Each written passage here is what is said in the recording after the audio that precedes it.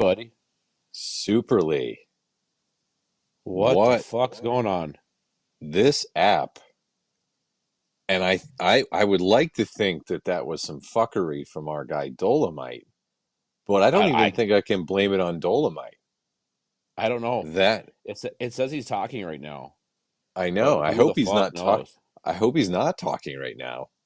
That would be kind of awkward, wouldn't it? Well, why is he not talking to us? Is what I I want to don't know. know. I don't know. I'm at a complete and utter loss of what the fuck just happened there. So You know what he as did? as what?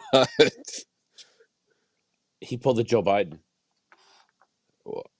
He just he shut down. Exactly. Just started rambling, and then boom, someone put the off Got it. switch. Got it. Well, this that was a lot of fun. Hey man, we're nimble. We pivoted. We're back alive. Look at that. What a way to kick off episode 13 of the Baller Lifestyle Podcast After Show, Lee, with a little fuckery. Like good old times when we're on the stereo app. Well, not only that, it just goes to show that the number 13 truly is unlucky. Holy shit. No kidding. No kidding. Well, to reset for everybody who missed the last 5 minutes there, and Lee, we're going to go back and we'll try to splice in whatever you were talking about. We'll pull that into the YouTube for sure. Oh, well, thank you. For the part where I start singing all by myself. What was weird is I was in them and I'm hearing you talk, but it's clearly seconds after or seconds. Yeah, I was like way delayed, right? I could see you and you would start singing and I wouldn't hear you, and then I would hear you. Yeah. So I'm gonna try to splice those in though. That'll be Oh, good. I awesome. mean, our social media manager will try to splice those Yeah. in. I apologize. Our assistant. Yeah. Yeah. We So we got a guy for that. boy, do we ever. Yeah. Um, but yeah, welcome everybody to episode 13 of the Baller Lifestyle Podcast After Show. We have a I'm your sad host. update. Yeah, I'm We your have a host sad. Dolomite tonight. That's not true. Don't besmirch his name. Dolomite is gone. That's true. The working theory is that he had an AIDS flare up, and he's dealing with Like our that. like our Could guy be herpes. Justin, like our guy Justin Timberlake, R.I.P. I don't think he really had AIDS. I think he was just taking things for gay sex. Oh Was my well, takeaway from listening to the podcast. I was gonna say allegedly we'll add allegedly in there. Allegedly he was on a lot of things that night. Our guy Justin Timberlake, who sang at his Yeah, own wedding, sang for his own wedding. man, I don't even like singing in the shower by myself. Well, you sounded great when you were singing in the interim of all of the fuckery in the stereo app. So, Well, the key here for me is that I am operating on like 20 hours of sleep over the last week, and so I'm running a little ragged. well, so why are you running raggedly? Please do tell. I was in Vegas from Monday morning until well late last night. So what did you get yourself in? What did you get yourself into while I, you it were in was Vegas? I had a fun conference to go to for work, and then AVN. no, it was I wish it was AVN. I'd have the AIDS flare up then, or the HIV, or one of the hepatitises. Something that needed one of the Cillins, amoxicillin, The penicillin. Sillins. Yeah, What up, I would Drew? need a massive amount of Cillin to fix me. But no, I had a work conference for healthcare, and I was there, and it was. I think every day the high was between 110 and 115, which, especially for a white guy from a very pale white guy from Minnesota, um, Yeah, I don't do well with that. Mister Give me negative 30, and I'll be okay. You give me positive 115, and my body ceases to function. Mister So Transparency up here. I get you. exactly. I get you. Well, did you get in the gym? Did you keep yourself hydrated? What did you get yourself I into? kept myself hydrated. Um, I did not get into the gym. I was pretty much on the go nonstop.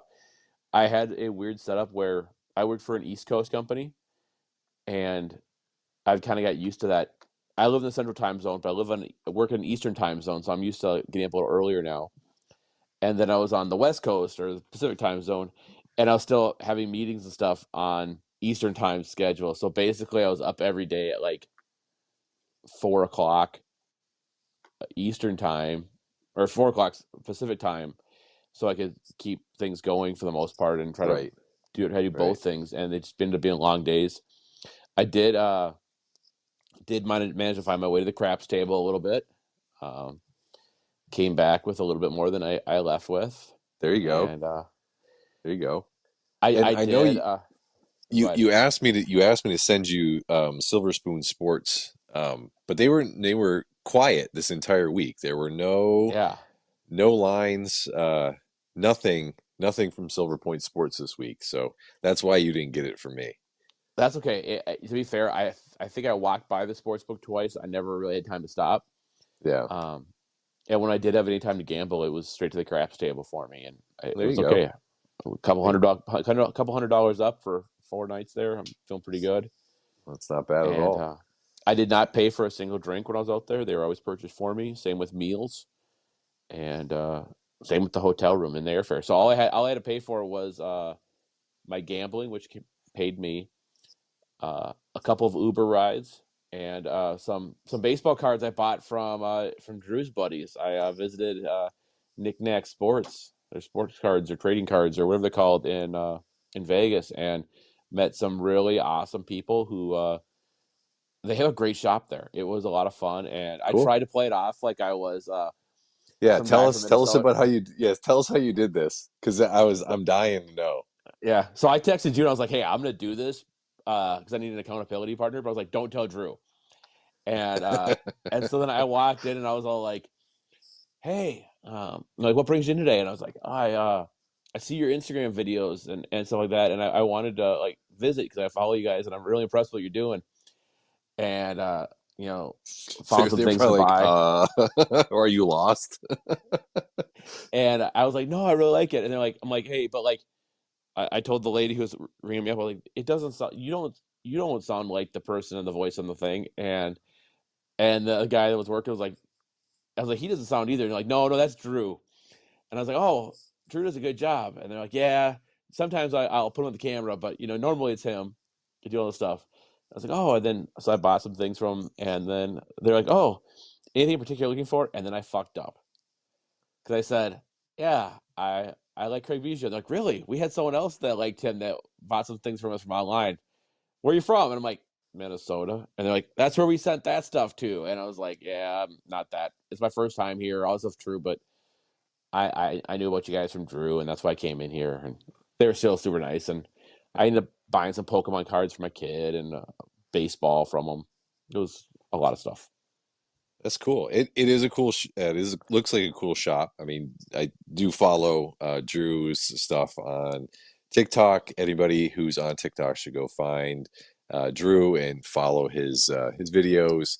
Even if you're not into sports memorabilia or Pokemon or Yu-Gi-Oh or all of Baseball the cards. above, all of the above. Just follow Drew. It's good. It's really interesting to see all the stuff the shop has, and I'm glad to see Well, that Lee went there and procured some different stuff that our guy hasn't put on video yet. the thing too I like to think about is that if we're all here supporting each other, there's ways to do that emotionally, like like we did for Kyle and Kyle's family. They talked about Brittany sent in the email, Yep, yep. and that was nice. And there's ways we do that, showing up on these Fridays, and then there's ways where we can do it. You guys have all. I mean, shit, Ben. I know you've bought Girl Scout cookies for my daughter before, and I know I've bought Boy Scout stuff from you, and I know Laura has bought cookies as well, and we kind of support one another. And hell, it's a nice way to do that. It shows that we're not just it's not a transactional relationship with us. Right, It's right. more or less it's friendship and family, and that's nice. I don't really want to know what Truth is selling. I'm always afraid of what he could bring up, but at the same time, like I'll if it's not illegal or too illegal, I'm interested in helping support him. Be of interest. Um, Speaking of not illegal or maybe not too illegal, Dolomite's listening right now, so. Dola, Well, no, can you no. knock twice? Knock twice if you're okay. All right, just Oh, give us two quick knocks. what I'm worried about is he's not talking. He's Right, here. Is that just mean right. his phone's logged in? And if so, do we That's know what I it's really mean. him, or did someone steal his phone? Right. That's he's gotta knock. Give us a. You know what he's got to give us the double tap just to let us know it's coming. The That's what he's corkscrew? got to do. I don't want the corkscrew to know to know he's coming. I don't want to know any. I Well, don't.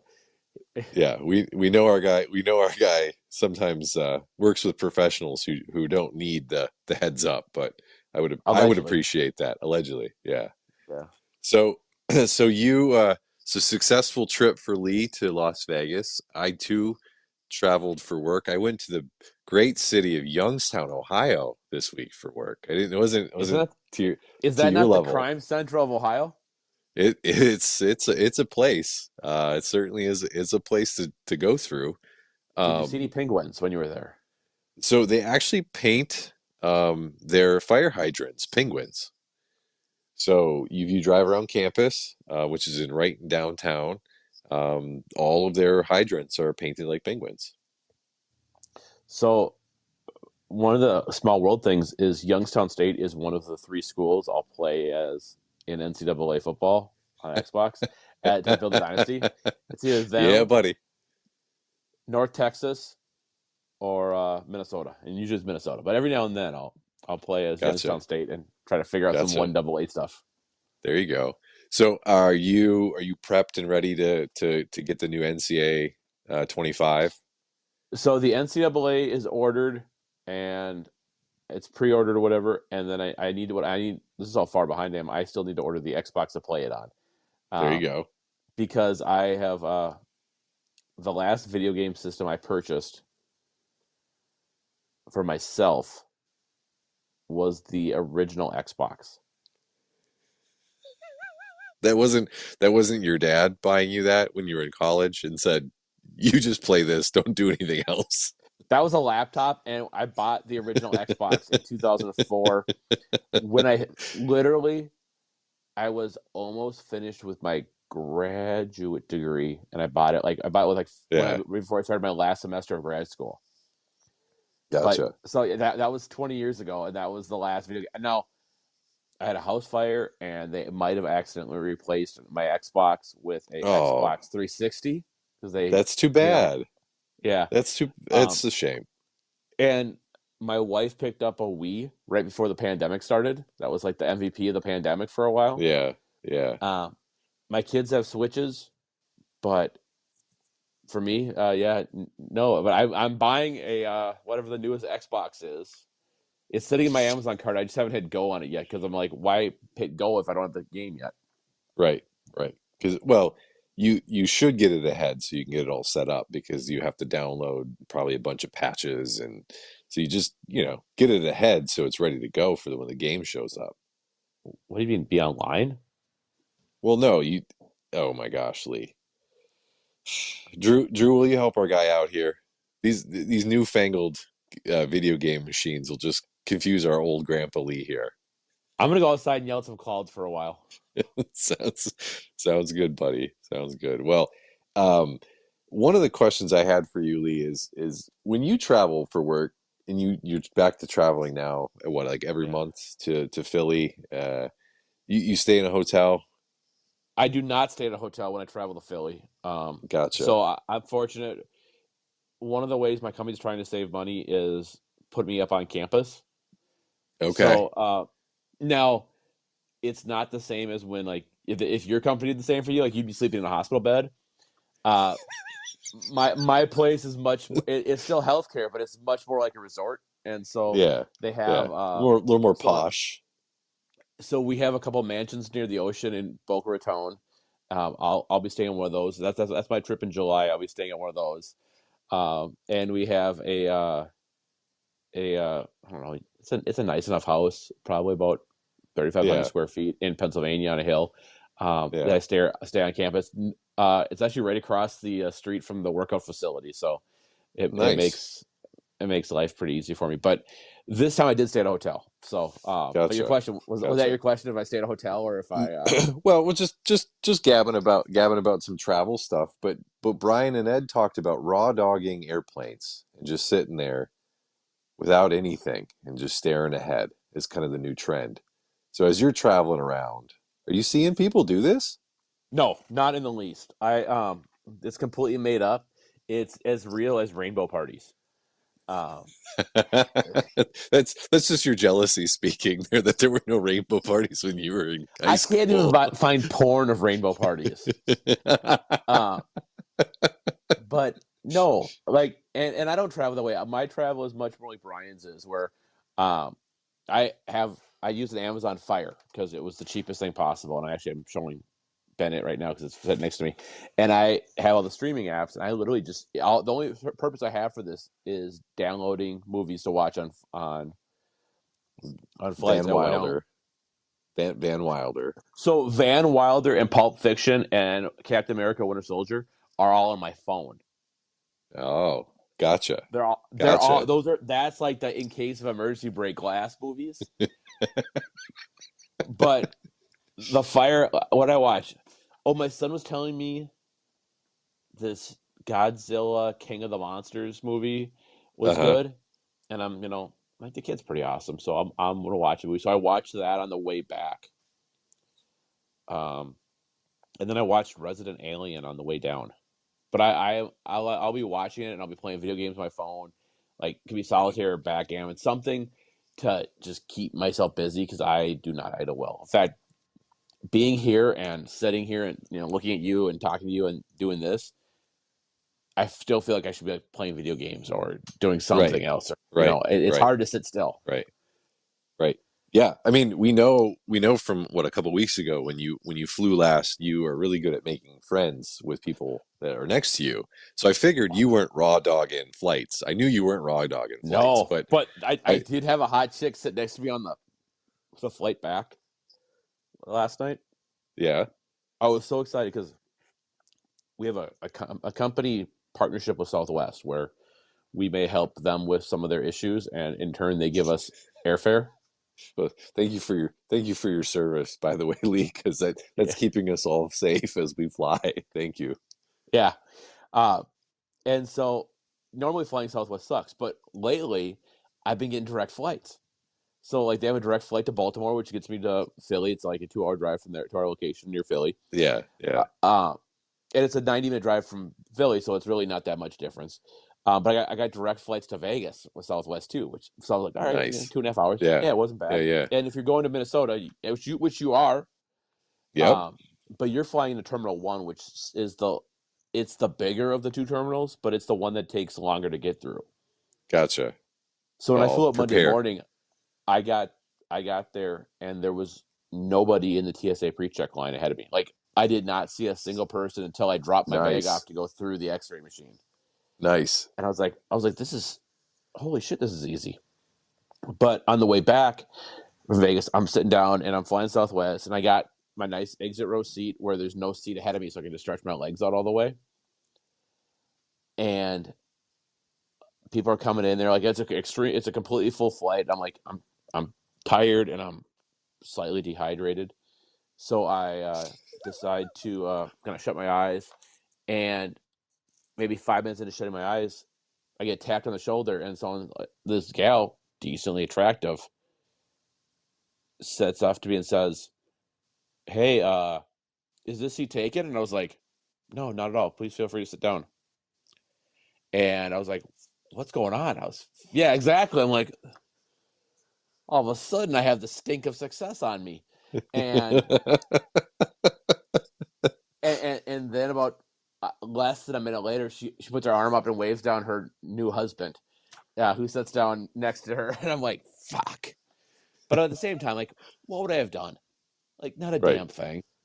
Right. It was just That was I was gonna feeling I it was was gonna feeling good take that someone wanted to sit next to me, and then I realized that it was just because there was two seats, and right. he was taller that wanted an exit row. But Yeah. That was gonna take raw dogging airplane flights to a whole new level if it did work out. well, and did I tell you about so last flight was with the girl who was depressed, had anxiety, and autistic, And then literally while I was there on that trip through a work seminar, I found that the top co-occurring mental disorder that goes along with sexual addictions is autism. And I was like, fuck, where's this knowledge literally 2 days prior? Yeah. Boy, that would have been really just some riveting conversation. Did you know that? Yeah. Um, How do you find release that? Do you need help with that? It could have been good personally or professionally. right, right. You just be like, I'm a researcher. I'm Yeah. currently soliciting research partners. If you're a Um, little worked up right now, let me help you. right. So I'm gonna we help you are, help me.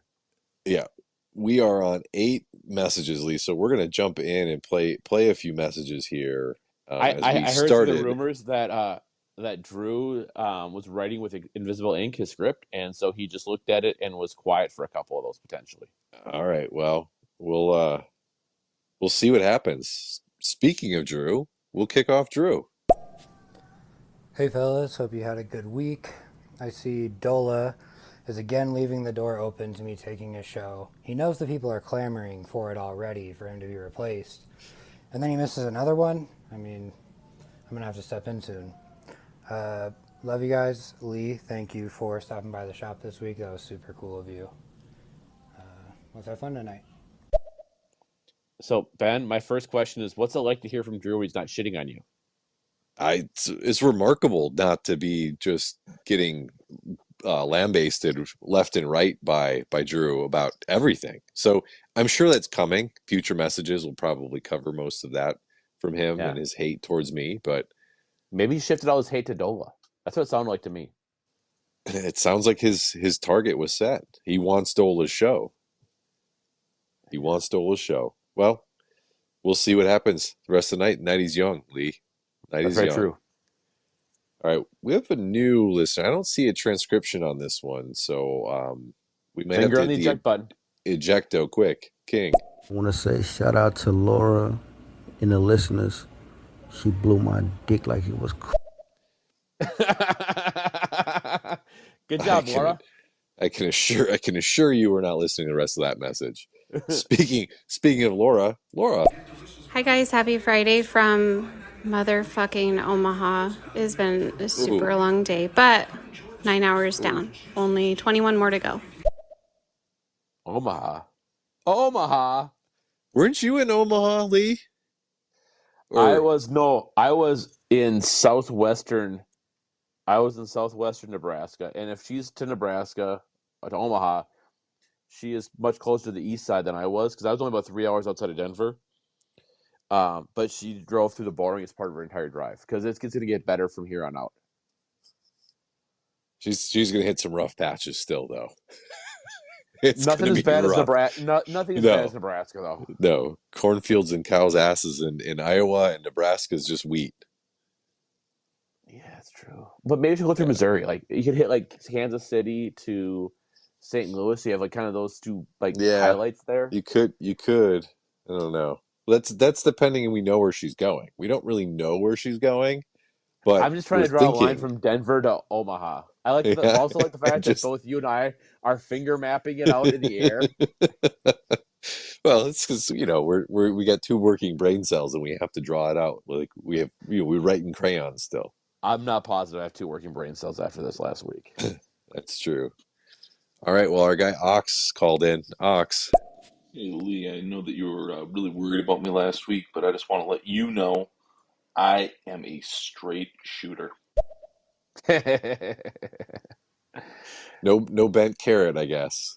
No That's good. Well, no you know, no Peyronie's issue there.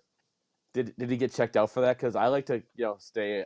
I like to make sure my doctor checks out all my stuff to make sure that I don't have any diseases down there. That's good. And your doctor, and you see your doctor, you have a text message relationship with your doctor, you bring your doctor Oreos, like you keep her close so that you Well, don't have to go far. it goes both ways. She texted me today that was it mint chocolate chip Oreos O's the cereal is actually on shelves now.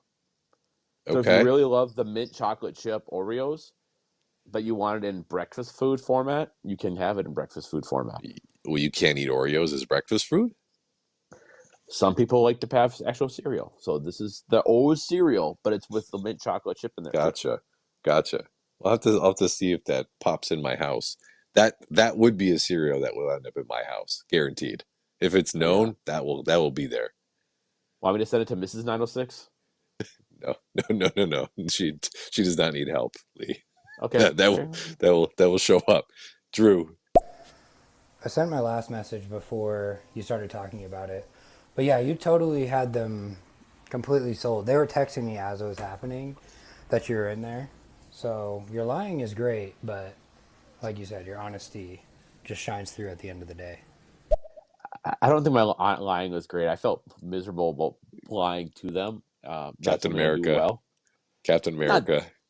I mean, physically yes, but I like seeing. They were such nice people. If they were assholes, I would have been like, "Fuck you! You're nothing like Drew said you guys are. I'm gonna piss on your drawer." And Right. no, they're all good. So, so Lee, I have to tell you just a quick little story. As I said, Captain America.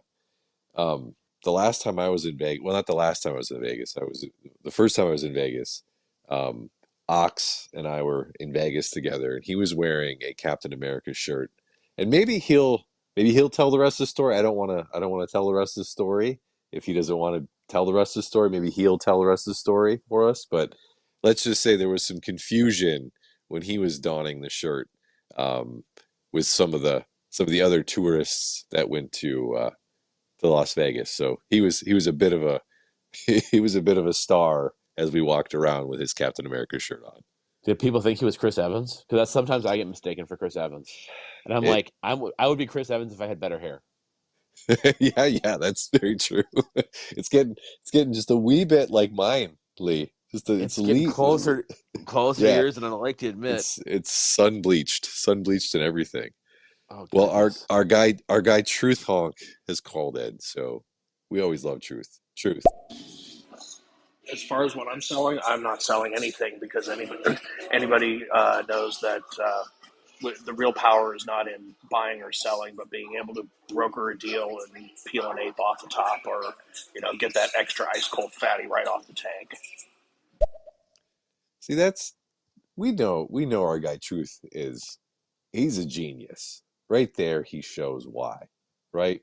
He knows that the person isn't it's the person up just one more level that's the successful person in that transaction. None of That's the it. risk, all of the reward. Yeah, That's it. it's kind of like the guy you want to be is not the hooker, and it's not the John, it's the pimp. I think that is exactly the Also, relationship that on the Truth strip was talking about. for the first time in my life, I was propositioned by a prostitute, and it was very Really? overt. Yes, Really? and How overtly? she walked up to me and said, "Hey, how you doing?" I said, "I'm doing good. Yourself?" Because I'm polite. And she's like, "Pretty good. You want to have a good time?" And I was like, That's and I said, "You know what? I appreciate it, but I think you're wasting your time talking to me. yeah, yeah. Um, I'm too fucking cheap to pay for you." that and you didn't want to have to hit the cylinders on your way back. What up, Drew? Yeah, I need all the cylinders. Yeah. Like our guy Dola does, because I heard that's why he's gone, is he's got Richard Gere disease. Uh-oh. Poor Dola. His throat's closing up a little bit because he was doing a little too much at the buffet. Poor Dola. Poor Dola. He can't even defend himself. Again, Dola. Tap Actually, twice if you're okay. he can defend himself. He has to call and leave a message to do so, though. That's true. It's true. All right, I'm truth. trying to instigate life. That's yeah. I want a proof of Yes, life from him. that's right. Truth. Hey, Lee, it's weird. Adrian Peterson has a switch too. I He think had a different. switch. Yeah, yeah. I think it was a different one, maybe. Yeah, his hurt more. Yeah, yeah. All right, Drew. My biggest tip for getting an Xbox is go to Target, get the debit red cards to get 5% off automatically on the system. And then honestly, it's super easy. Like it's 2 cords. Back in the day, it was like 20 cords. You had to connect to the TV, to the modem, to all that. It's two cords. You connect it to your Wi-Fi. You're good. Also, we're doing a TBLS NCAA Football Dynasty. I will spearhead it if I have to. Drew, let me do you one better. I'm going to buy mine on Amazon using my Amazon credit card that gets me normally Six, 5% back, yeah, but six I'm going to get percent back. six back. I'm going to get 6% back because I'm going to say don't rush ship it to me, and I'll get that a little bit more. And if I'm really smart, I might wait till Prime Days on July 16th and 17th, And see what and happens. Yeah, yeah, you go see if something's on sale. exactly. So there's a rumor that you can play online dynasties between PS or PlayStations and Xbox. I don't know if that's true or not. I think that's the rumor because I can't bring myself to buy an Xbox. So um, we might have to discuss that if it's not possible. Why can't? Why do you? I don't. I'm not like I get why you wouldn't want to have an Android phone, Well, yeah, mostly because I'm but not poor. Like, just don't equate. I don't know. Xbox to me is just is kind of like Xbox always poor? been. I don't know. I just it's always been like the second tier to me. I like PlayStation better. I've always liked the controller better. I don't know. I just never really had an Xbox. Then when I would play it, I'm just kind of like, eh. I don't like it. So I'm sticking my guns. Don't care what you say, Drew. Don't care what you say, Drew. Do you hear me? I don't care what you say about the Xbox. I thought I you guys were think I'm getting gonna go along so PS. well. Well, I'm just putting it out there. I'm gonna have to let him know. I really don't care what he has to say about me buying an Xbox or not. So, and So I guess I haven't. I could always. I don't know what I'm going with. I'm not committed to one or the other. yeah, I think we just need to figure out, is it possible to play online dynasties between Xbox and PlayStation? Then it doesn't matter. I was telling. I was telling a coworker at work I was buying this, and he's like, "You're buying a video game system at your age?" And I was like, "Yeah, but I'm gonna play one game on it." He's like, "You're spending that much money for it to play one game?" And I'm like, "Hey, if they got some RBI baseball, I'll buy that too." Right, And right. I don't think they have RBI baseball. Now, Lee, we know that you were a Division One athlete at Minnesota. We know that you played linebacker there. But were you ever in one of the NCAA games listed as Yes. like number five? So I am. And through the grace of God, they made me a black man in NCAA '05. And also through the grace of God, they did not have my small town as one of those places you could be from. So they just said Minneapolis. But Oh, yes, the height and weight and everything is correct. And I did get my check for $68 from them for that. look at you. Look at you. So they were trying to throw you off the scent by making you black and not white. Well, I had a good speed rating, and that probably was like, no, there's no way that The, white dude from Minnesota has got a good speed rating. and you were number five at middle linebacker. They're probably like, well, if he's that fast, he probably moved over from like running back or something. So Their we'll safety, just yeah. make yeah, exactly. Well, that's awesome, Lee. What did you spend your $68 on? What did I spend on it? It was around the time my first kid, so it's probably diapers. Oh, So you should have celebrated that. literally it went to shit.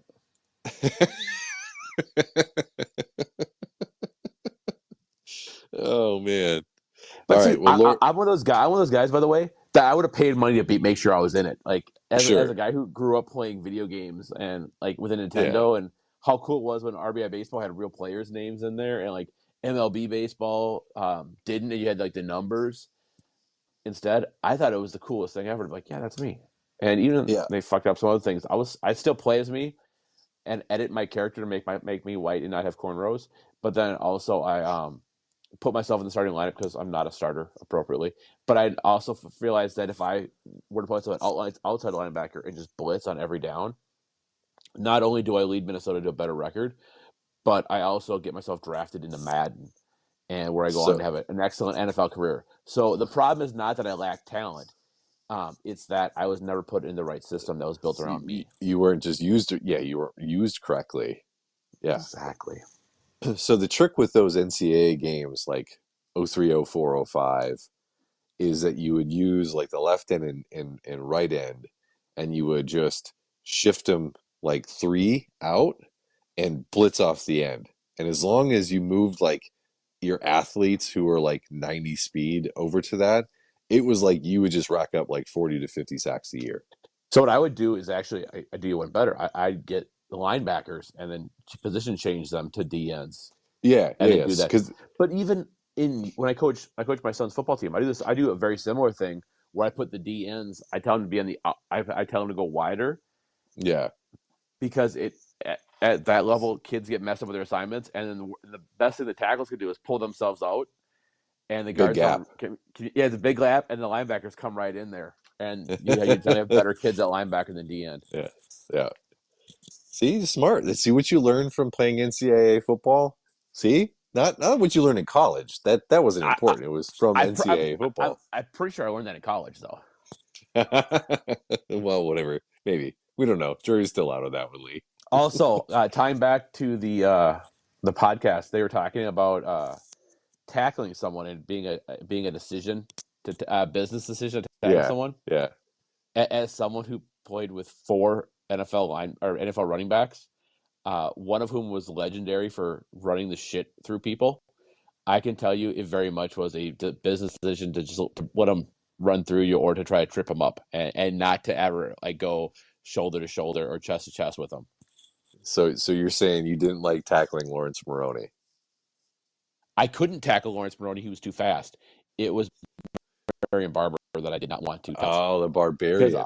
Yeah, I could run fast than he is, but he would run through me.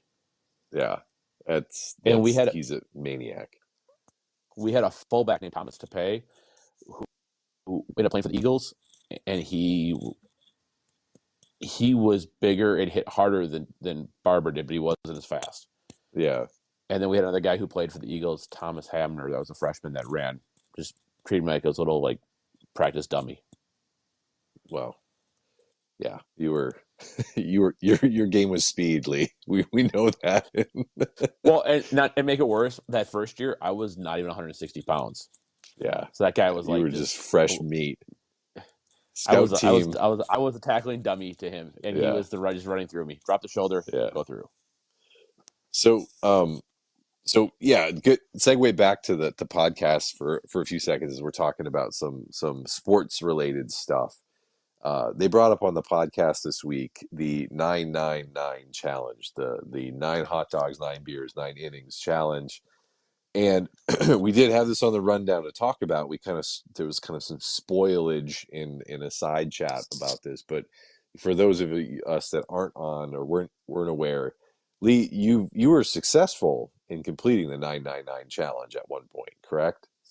Yes. Now, sort of. So what I didn't say in that message was it was bratwurst, not hot dogs, but I still think that counts. That's even more impressive, I think, to hit bratwurst over hot dogs and be successful at 9 in 9 innings. I think that's even more impressive. Well, thank you. The thing was back then, like, so for those of you, especially those few people that are new to the podcast, I gained 120 pounds in college. I was eating nonstop. Like I routine. I mean, I still put in 3,000 to 4,000 calories a day. It was probably closer to 8,000 to 9,000 calories a day back then. But I was also working out like a fiend, and so going to a Twins game, and back then the Twins would sell season tickets for $81 for a season, and they were like a mile away from campus. So you do that, and it was like just go to the games. Right. But they'd also have dollar dog night on Wednesdays, and they included bratwurst, and you could, know, I could eat a lot. That's impressive. Like I was thinking about that. I don't know if I could do. I don't know if I could do it. Not anymore. I Like I can't know do it for today. sure. No. Like the 9 beers would be. I'd weigh like I'd feel like I weighed like 800 pounds, and I wouldn't be able to do it. But Plus 9 beers would be $1,000. that's true too. Yeah, it's very true. I think though, like, so 2 summers ago, my brother dared me to eat 100 hot dogs over the course of the summer, and towards the end of the summer, I was eating hot dogs like for a meal every lunch, and that got. And there was a couple times where I was like, oh, I gotta put a fifth one in there just to make it happen. And these are like Hebrew National hot dogs, probably the best hot dogs, I think. and five's too many. Yeah. 5 in one setting is too many. Like I feel Yeah. so bloated, and then you think about it now, like if I'm gonna mix in some beers now, I feel bloated after beer. But if I have all that salt and the beer, like good luck getting my shoes on or off. Like my ankles are double in size. Yeah. No, it's that would be a recipe for disaster, I think. And then, the next day would be even worse. Oh, That would not be a pleasant the experience. I actually at this point I tell you now the worst thing would be that night, trying to lay in bed with the Just the tummy rumbles and just like trying to find a position that's the comfortable. rumbles and the The really sweats. disgusting sweat. Yes, the sweats would be the absolute worst. Oh man. Yeah, I don't think I would, maybe under proper like instigation I would try it, right? Like I'd be like, "Yeah, let's do it." And then one, yeah, I wouldn't want to go bankrupt at a No, baseball game. But two, yeah, like I'd have to I'd probably peace out after, I would say at least four down. The fifth would probably get me at this point. so but here's a challenge I would think about doing. Maybe if I was gonna try it, I'd do it in my own house with Hebrew National, so I know I'm getting high quality hot dogs. Right. I like the ballpark buns, Okay. so they tend to be a little bit more airy, softer there. Yeah. Yeah. I can use the mustard. I can use the mustard selections I have to kind of vary up a little bit, get a little variety in there, Sure. and I can do with some old Milwaukee cans because I'm only getting each beer is only 12 ounces, not 20 or more, Yeah. That's true and too. You're not drinking 16 ounces at home usually. You're just doing 12-ounce cans, and that, yeah, I mean, old mills are go down pretty easy, and I feel like if I did that, I'd have a little guardian angel watching over that's me, making sure they went down smoothly. that I don't know if you'd be guardian angel. It'd be the little devil telling you you're a pussy if you don't finish those old mills. But he's doing my best interest, which makes him the angel. Right, right, right. Eat the gum, you bitch. Oh man, Kyle, Eat the good dog, shit. yeah. Good shit, dude. But yeah, some absolutely great voicemails, great call-ins. It was great to hear from Kyle's wife, Brittany, who messaged the show and left a little note. So if you haven't listened to the entire podcast, please do. It was very nice to hear from Brittany, leaving some kind thoughts about Kyle, listening to the baller lifestyle and being part of the ecosystem and helping her through and the family through the loss last month. So very, very touching email from Brittany. So I'm looking at the rundown here, and we didn't have a lot of time to talk about this because we were, waiting for Dola to show up, but apparently he was just sitting in the listener area the whole time. You have a question here. Who is the home run king? yeah, so I know Dola is a big baseball fan. Like that question was really Biggest. for him, the hugest baseball fan, and I know Jay Stu has some takes on who's the true home run king, but I'm in the camp of, as I was baseball was at its peak when you had Sosa, McGuire, Bonds for me, because that was my era when I first So started paying attention late to late it. late 90s, early 2000s. 2000s, like when that took over, and it was just every time they were at bat, a home run happened. I mean, there was nothing better. I mean, that summer was amazing. And then when Bonds came on, and so for me, I don't give a shit. Take all the steroids you want. I don't care. Yep. Mash the baseball all you want. Bonds is still probably the best hitter of all time in baseball, regardless if he took steroids or not. He was damn good before that. I So would say Tony Gwynn, but I'm not going to fight you yeah, on it. Or Ty Cobb. yeah, I'd even say Ty Cobb was a pretty good hitter, but in terms of game changer and power, yeah, Bonds was the best. And the right, thing that people always overlook with Bonds is, yeah, they remember with a big ass head and the huge steroid muscles, but he was really good when he was in Pittsburgh and not doing those things. right, right. Yeah, he was And still fantastic he was baseball MVP player. there, yeah. Yeah, But he's not Craig Biggio. Let's be honest. Craig Biggio's dramatically underrated, and a guy who, never had to bulk up, did home runs, just hit about 20 a year and scored 130 runs because he was on base before Jeff Bagwell's steroid ass hit him around. Right, right. But so I'm in camp. It's Barry Bonds. I don't give a shit. He hit all the fucking home runs. It doesn't matter. Like, doesn't matter. He hit. Who cares? He's on steroids. Don't care. So, are you in that camp too, Lee? I am, because I'll say a lot of pitchers were also on steroids, and a lot of a lot of the players, were all on steroids. So it was like one guy was doing it, and everyone else. It wasn't like that fucking movie The Natural, where Robert Redford's got his magic bat and nobody else does. No, Right, no, no. Everyone's playing with the same rules. They just weren't legal rules. right, right. Yeah. So I'm like, listen, it's part of the story of baseball. It's gonna come. They're gonna have to get their head out of their ass at some point and just be like, yep, you can't tell the history of baseball without telling history of steroids, McGuire, Sosa, and Bonds. Who cares? Move Well, on. and there's always an asterisk or things like the rules change sometimes. Well, last year they made the bases bigger and made it so you can only throw two pickoff pitches. Well, of course, stolen bases are going to go up. It's only a matter of time Right, until Ricky Henderson's record gets broken for not maybe not career, but for definitely for season. And then the mound got lowered in 1969 after the pitchers were on fire in '68. That means that the players like Babe Ruth didn't play, but they have the same, same right, had the same advantage that Hank Aaron had after post '68. Hell, Babe Ruth never faced an African American pitcher in a game when he hit 714 home runs. If you're only facing half of the potential players, if that, are you right. really facing the best? No. And by the same So time, when Babe Ruth started playing, the spitball was legal, right, and so but they didn't play games at night. So it's like there's just everything's different, and that's part of the charm I think of baseball is that there's different eras and there's different times, and you can have the discussion of who was better and who had the attributes or the skills that you needed. But it's just a discussion. You can't go out and actually play it or simulate it. You can't say like a football field's is generally always I'd say 120 yards if you count the end zones.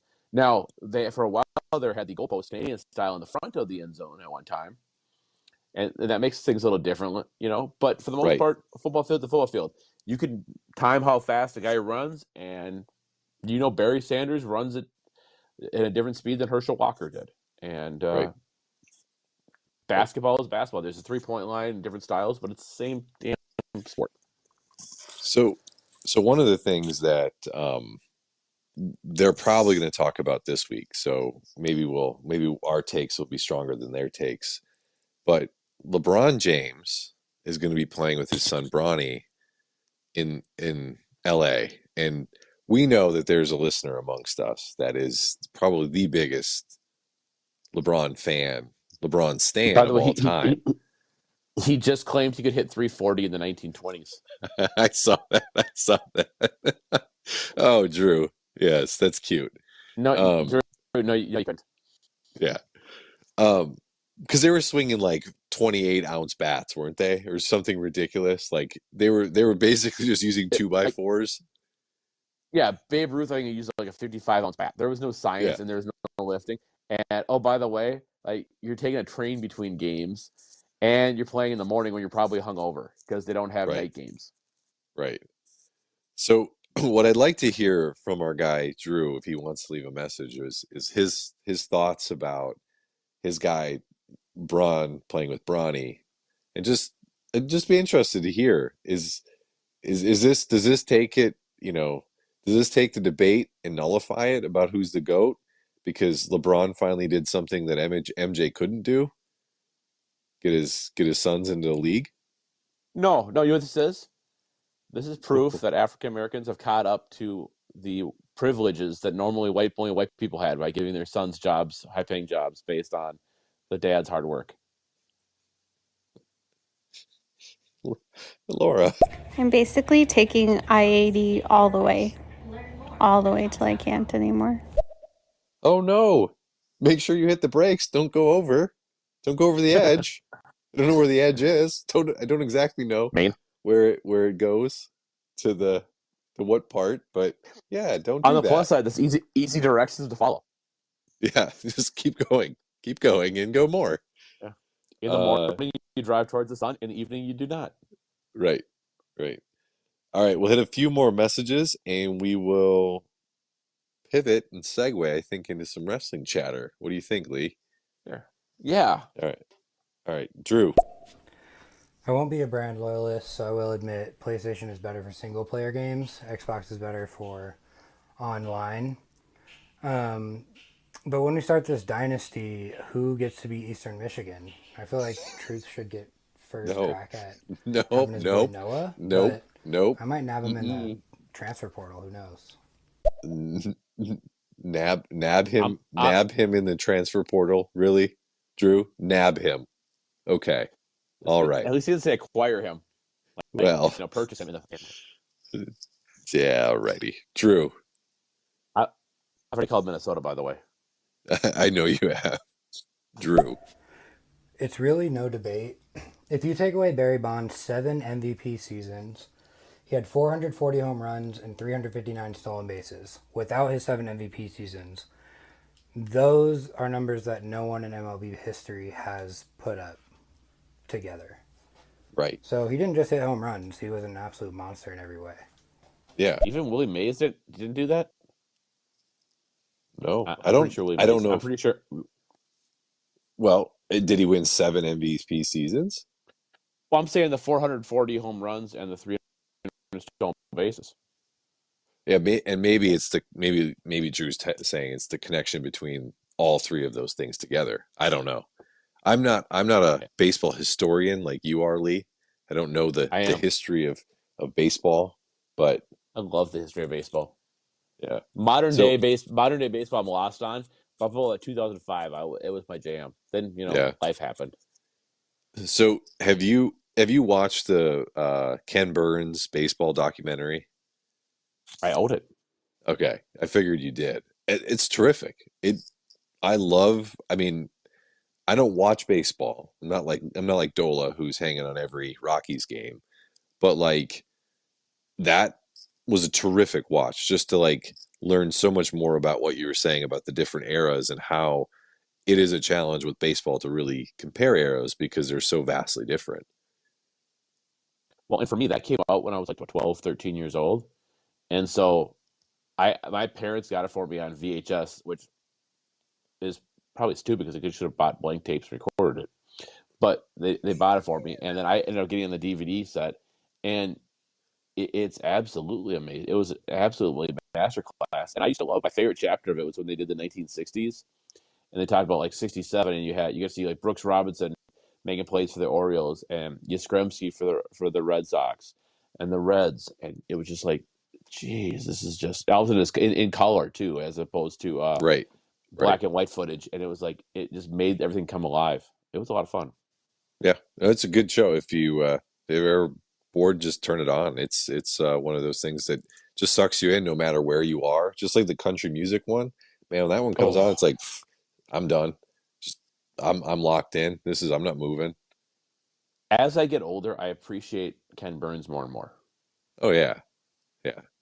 He might be a little bit of a weirdo. That might come out, right? Like, kind of feel like he might have some things, some deals.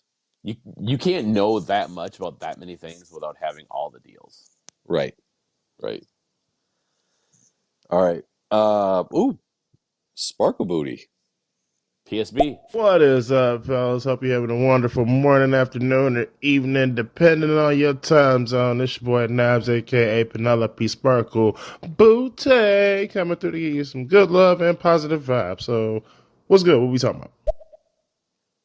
I got Well, a chance to listen to PSB on Sunday with his show, and I gotta be honest, they were talking about some stuff that was like Bruce Jam with like anime and stuff, and I was completely lost, like completely lost. Like I was just listening, trying to be a good friend and hear what's going on in his life and hear him do his thing.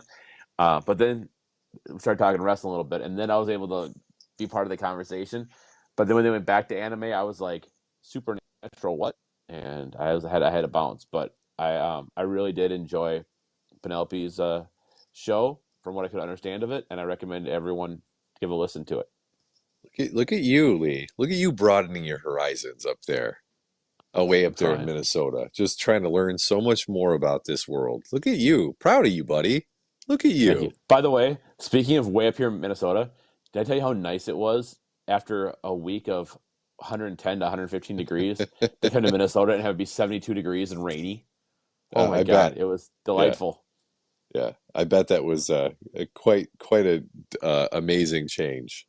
All right, let's hit a few more messages here from PSB.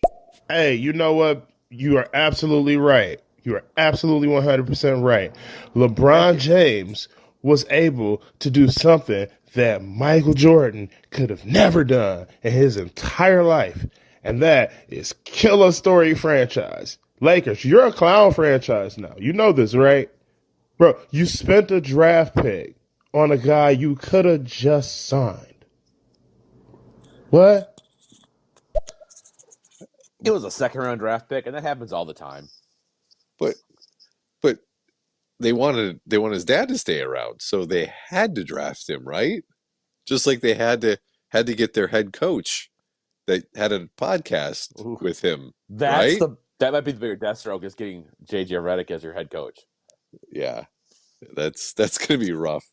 It's gonna be a rough You're rough gonna hire next a head couple of coach years. who's never been a high school coach, college coach, pro coach. But here's a podcast. Yep. Ben, good news. You and I are gonna coach a football team. Hey, whatever. Sign me up. What do you want me to coach? I'll brush up. I'll brush up on NCAA 14 for a little while. We'll be good to go. I got it all down. Don't Exactly. worry. Don't worry. All we're gonna do is recruit linebackers and move them to defensive end, and then have them Sounds like a be able to plan. widen the stances. Yep. Sounds like a plan. Crash the ends. All right. PSB. I'm legit out here trying to live that Bronny James life, bro. Like, I want to accomplish nothing and get like superstardom off of, at best, mediocrity. Like, that's what I want for my life. Bronny, you know what? I appreciate you. You are a hero to us all. Well, PSB, let me tell you, yeah, but Bronny, like, not only is Bronny a middling talent, let's not forget the fact he's also a huge health risk. He had cardiac arrest as an 18-year-old and missed half the season. Right. Right.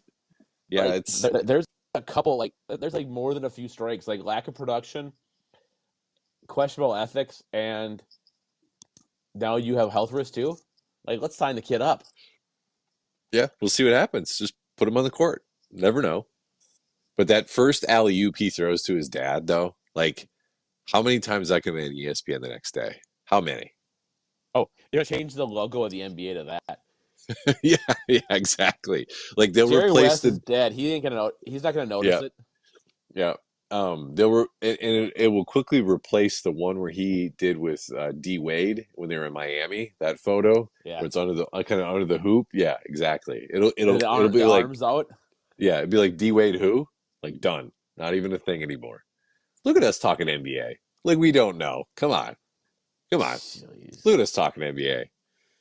All right, Jeez. one more from Sparkle Booty, and we'll get into a little bit of wrestling talk here. And if you want to talk about the baseball GOAT, that's Pete Rose by a lot, man. I mean, you can look at No, his like stats on the field, but then you look at his stats off the field. His stats in Vegas, he was real good at betting the under. Man, boy, Yeah, he had it all figured out somehow, some way. He knew. I think I read the stat somewhere that Pete Rose is the only player in the history of the game to have 500 games played at 5 different positions. That's insane. What were the Yeah. positions? What? First base, second Hold base, please. third base, shortstop. Then he played catcher, left field. Hold please. I'm looking it up here because Well, I have Baseball Reference open. as you're looking it up, I'll He play had it. Okay. 500. He had 500 games at first base, left field, third base, second base, and right field. But he also Oh had games wow. at center field. Okay. Look at him go. But Proud of he him. also had a legendary haircut too. Yeah. Yeah.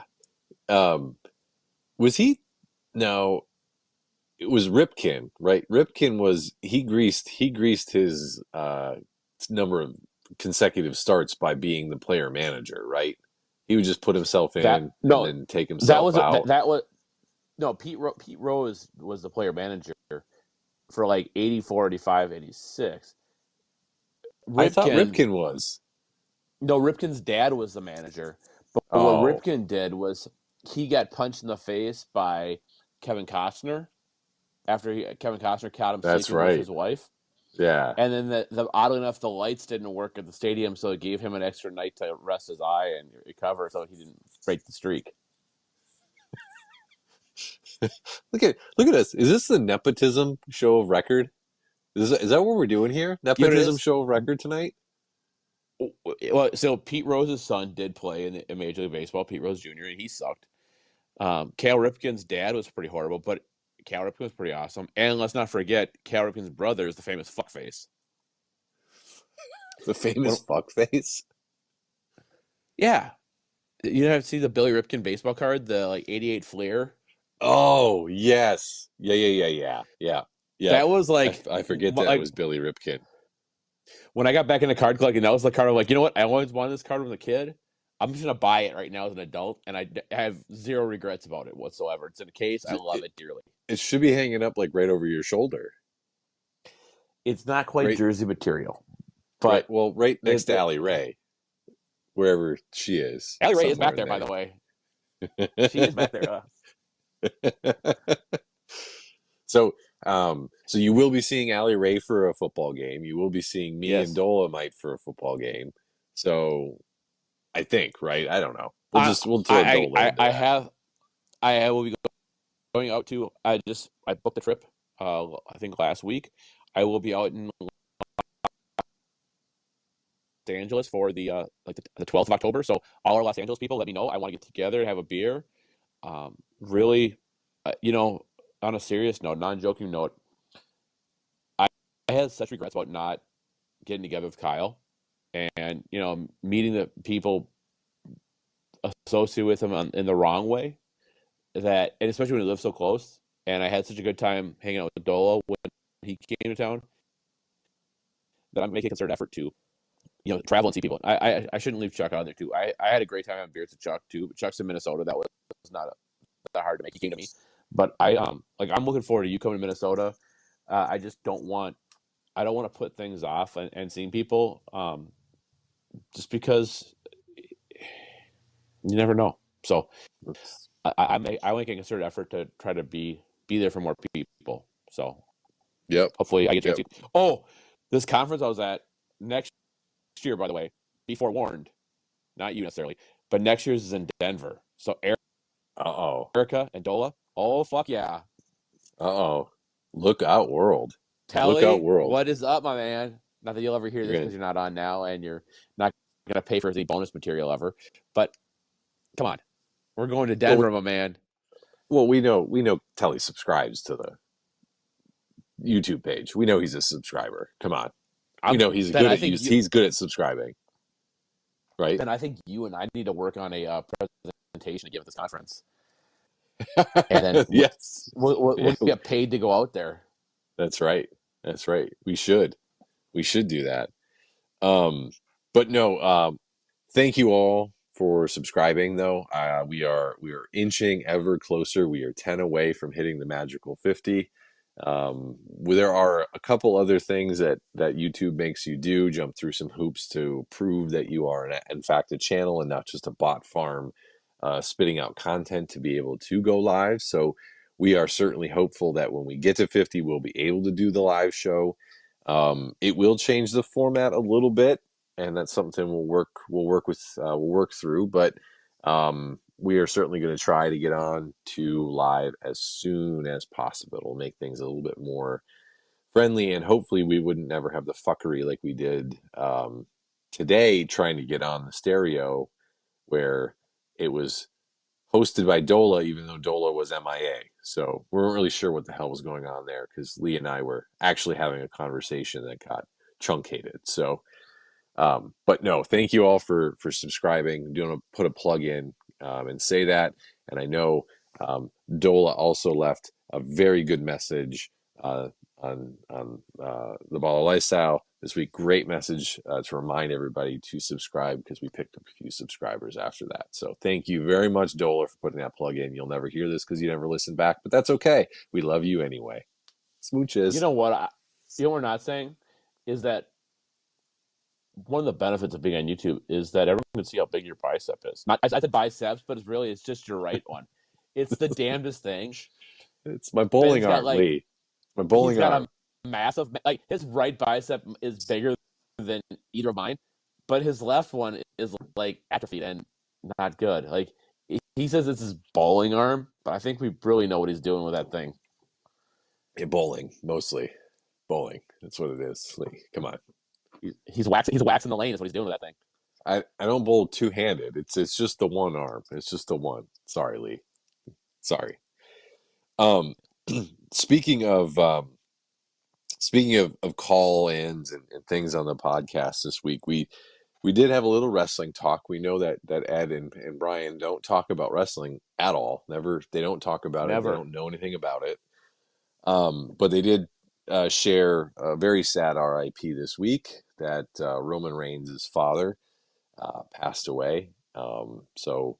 Unfortunately for our Roman Reigns ahead of the table, his dad passed away, and I'm just glad that yep, that's right. One finger to the sky for your head of the table. But I'm just glad that Ed and Brian could cover that because I'm sure everybody listening probably really didn't know that information, and I'm glad that they were able to bring that forward for everybody this week. So, segueing into wrestling, Lee, I know you are a big fan of SmackDown for many reasons. Two And mostly strat. two large reasons, but I will say that Yes, and they're both attached to Tiffany Stratton's chest. yeah. I would say that we've kind of limped into wrestling, covering wrestling after WrestleMania. It's been a bit of a challenge because the storylines have not really been great, and it seemingly there's a new pay-per-view every 3 weeks, so things aren't really good yet. But I feel like since SmackDown through Raw till tonight, and no one here is watching SmackDown, but hopefully we get to. Hopefully, it's as good as the last couple shows have been. Things are starting to definitely pick up.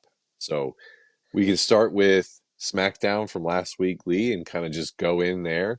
Anything on your mind from last week's SmackDown? Well, I'd say you say it's been a slow ramp up from WrestleMania, but in this era of wrestling, for me, it started with WrestleMania, and Right. so like this is what I know from this era. As I'm comparing it to the Attitude Era that I'm watching, and I'm like, yeah, there's so much more happening in the Attitude Era.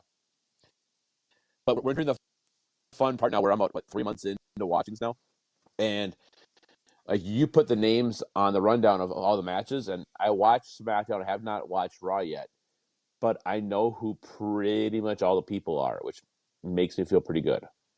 Yeah, and that's what we knew. Lee getting into this, right, is kind of totally learning a different generation of wrestlers, right? There's a very few people that overlap the Attitude Era to today. Very few.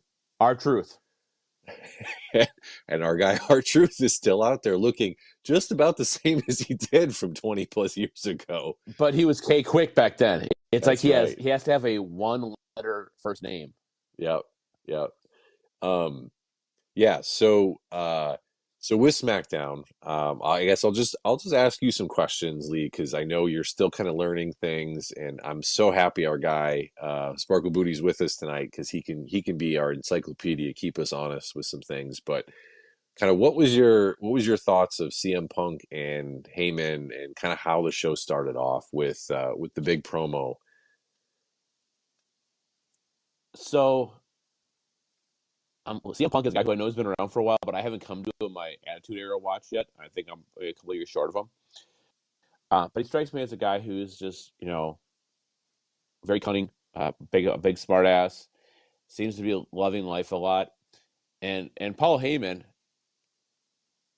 came out, and Heyman's doing a good job right now of playing the role of like a cuckold. or a cuckold abused spouse who wants to get out of a situation he's in, but he knows that But he he's gonna get can't. beat down for asking. He Yeah, can't. he's gonna get beat down for asking for help, and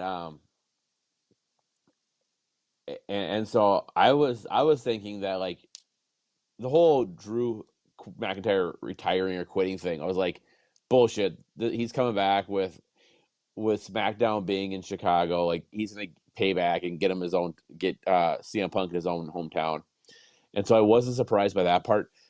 I was surprised by the bloodline coming out, and I was surprised about I guess how quickly what's his nuts with the neck tattoo Cody Rhodes, Cody your Rhodes favorite. got out. Yeah, I hate that guy. He reminds me of the guy from The Boys, like the bad guy from The Boys, Yeah. Homelander. That's who he reminds me of. And I think it's because of the dyed blonde hair and the outfit he wears when he goes out with his like back in my day, they might have worn a T-shirt that said "Just Bring It," and like Yeah. wrestling pants or nothing. Yeah. Now they have like these vests and zip-up vests, and like this guy's wearing a full-blown cloak.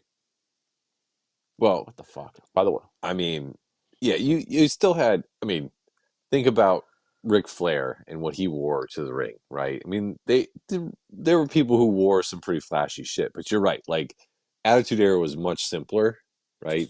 Just just a T-shirt, The Rock, Stone Cold. They weren't doing a lot of wow stuff. Undertaker got his stuff changed in the Attitude Era too. yeah, As he he's now Dead Man Inc. Yeah, yeah. And then he became American Badass, and that was kind of like, yeah, okay, sure.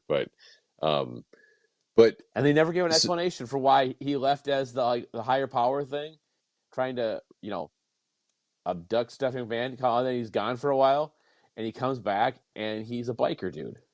yeah, that higher power thing was so fucking stupid storyline when it turns out it was Vince McMahon. Like, oh my I god. know. So, And that, so Lee, and by the way, right now, The Rock and Undertaker are tag team champions in my Attitude Era rewatch. which is crazy to think about, right? They just rolled two of the top 10 talents together and just like you guys just go do that thing, right? Like, Yeah, we're gonna put you guys together and give you a title match on the spot. yeah, why? I don't know, it's probably because we need to sell some more tickets. Like, there was no reason for it, but um, so I know I wanted to ask you about this as we started talking about the wrestling. So I did share with you some of the a compilation that was like 2 hours long of Bray Wyatt kind of story with the Firefly Funhouse, which is his like last act in the WWE before he died. That whole storyline. Did you have a chance to watch any of that? I'm about half hour into it, and it's freaky as shit. Yeah, Oh my goodness! yeah, yeah. So each one of the characters, right, is now they are now one of the Wyatt Six. Like, they become from the stuffed animal or the puppets, right? They are now becoming one of the wrestlers. So that's the correlation, is these little puppets will now have taken on a wrestling like, I guess, a wrestler has taken on that An image. Yeah, animomorphic yeah, approach.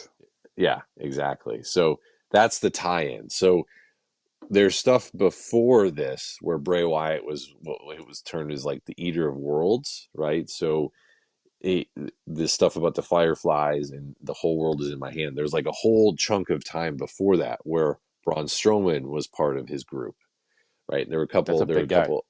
Yeah, there were. He had big guys with him. There were two other wrestlers with him, but they were this the Wyatt family, and and then this is kind of his last act. So this ties into how important Uncle Howdy is, because Uncle Howdy pops up as you watch your compilation, and I'll tweet out the compilation just so if people are interested to watch it.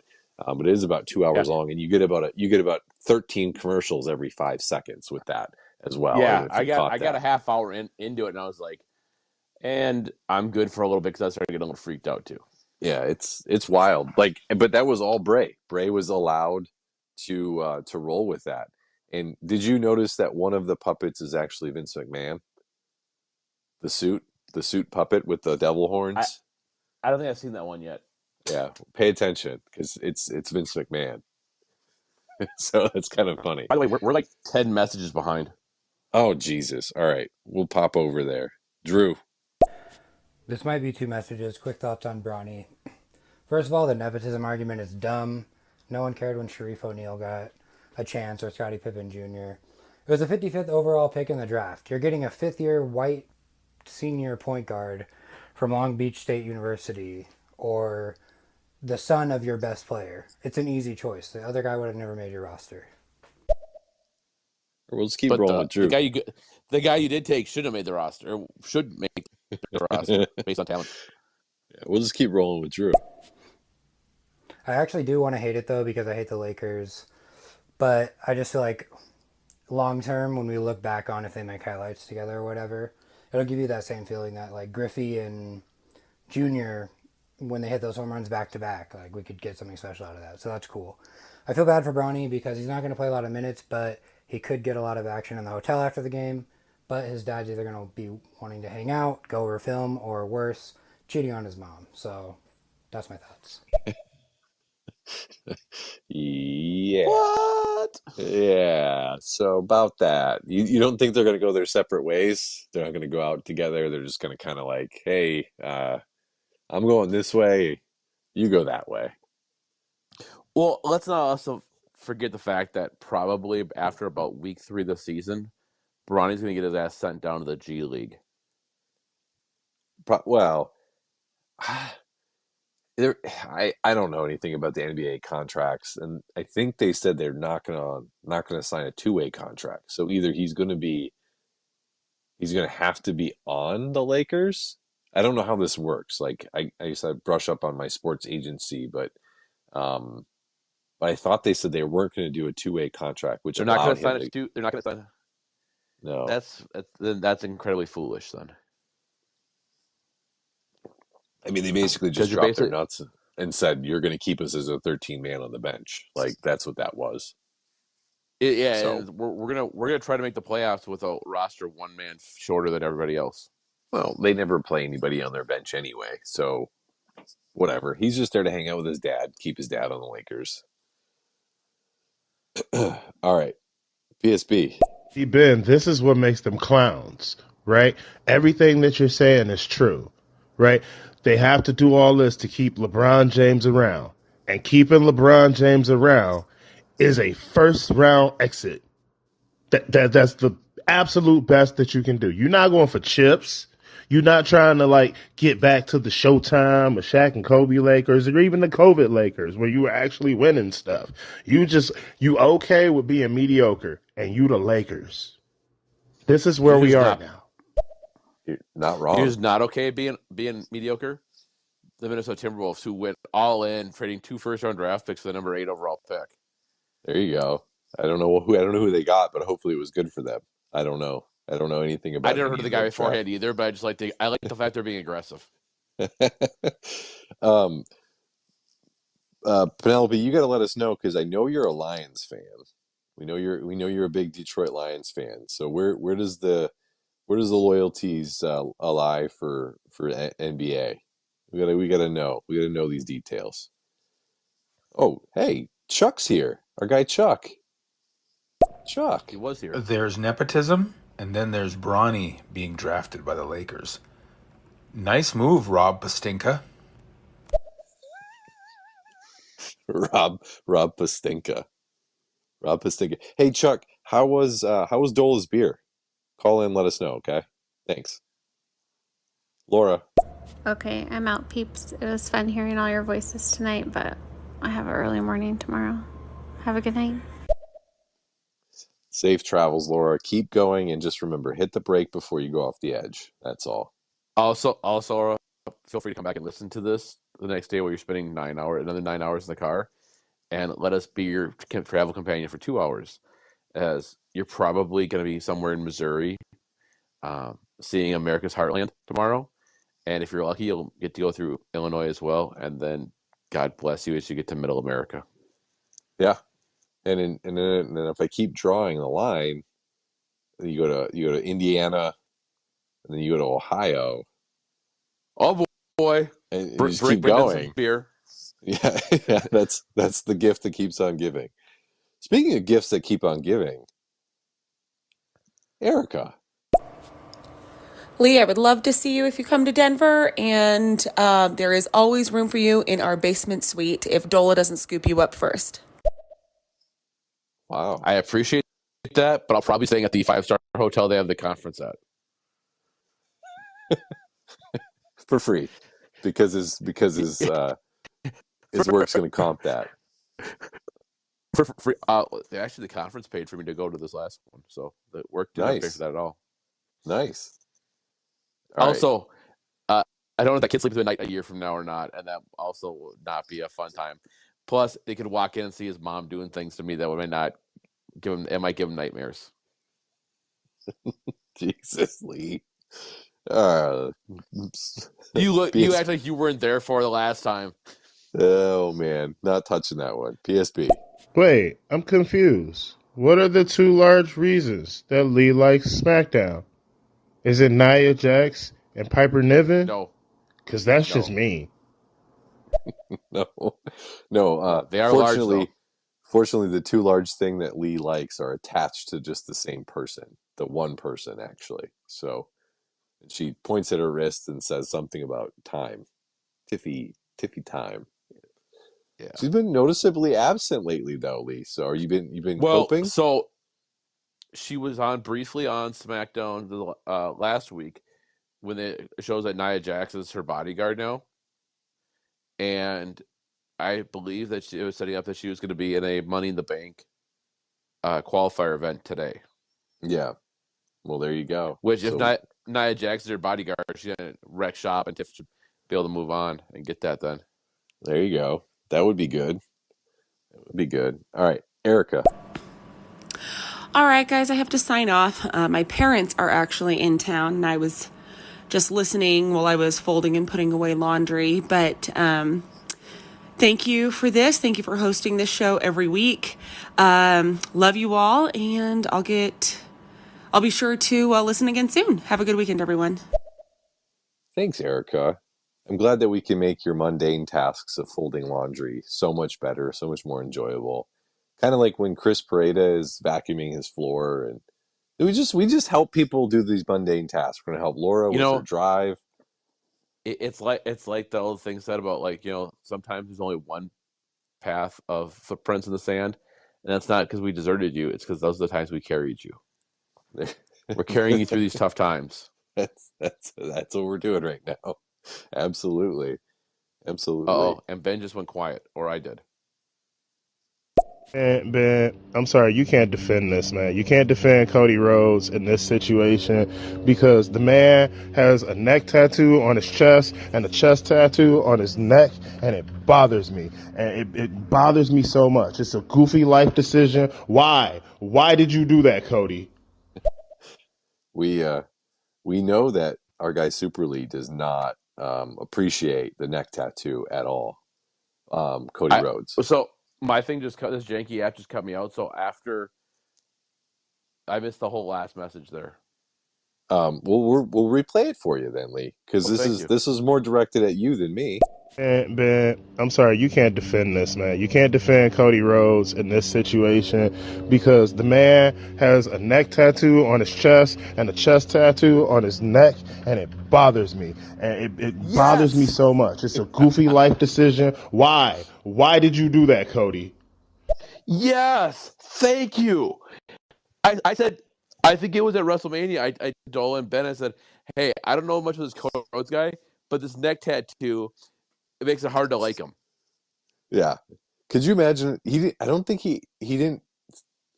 I don't remember the story goes, but like, if he didn't tell his wife like he was getting it, and all of a sudden he showed up and it was like that size right there, like, it's a really bad placement. Like, it's a really bad placement.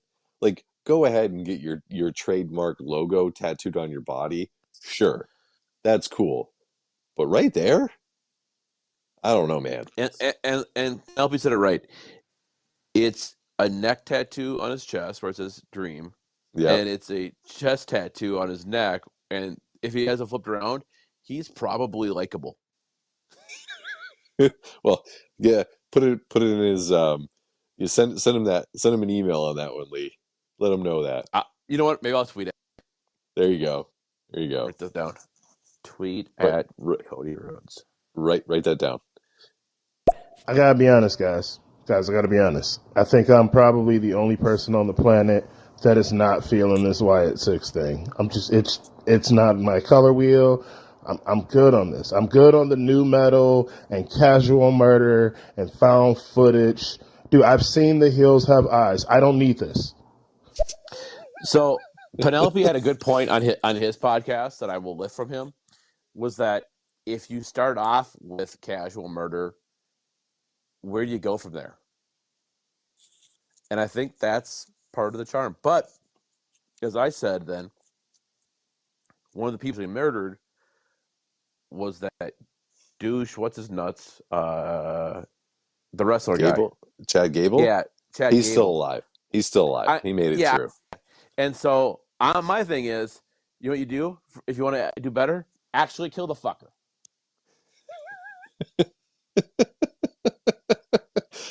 I mean, they can't. I mean, it was all they set actually up, can. right? Have Well, you ever heard of a little guy called Owen Hart? He got fucking killed. Yes, yeah. That is very true, Lee. Thank you for reminding me.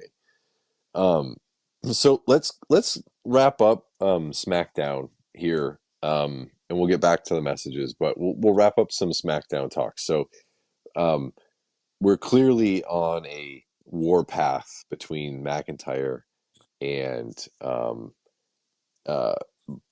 Punk. CM Punk?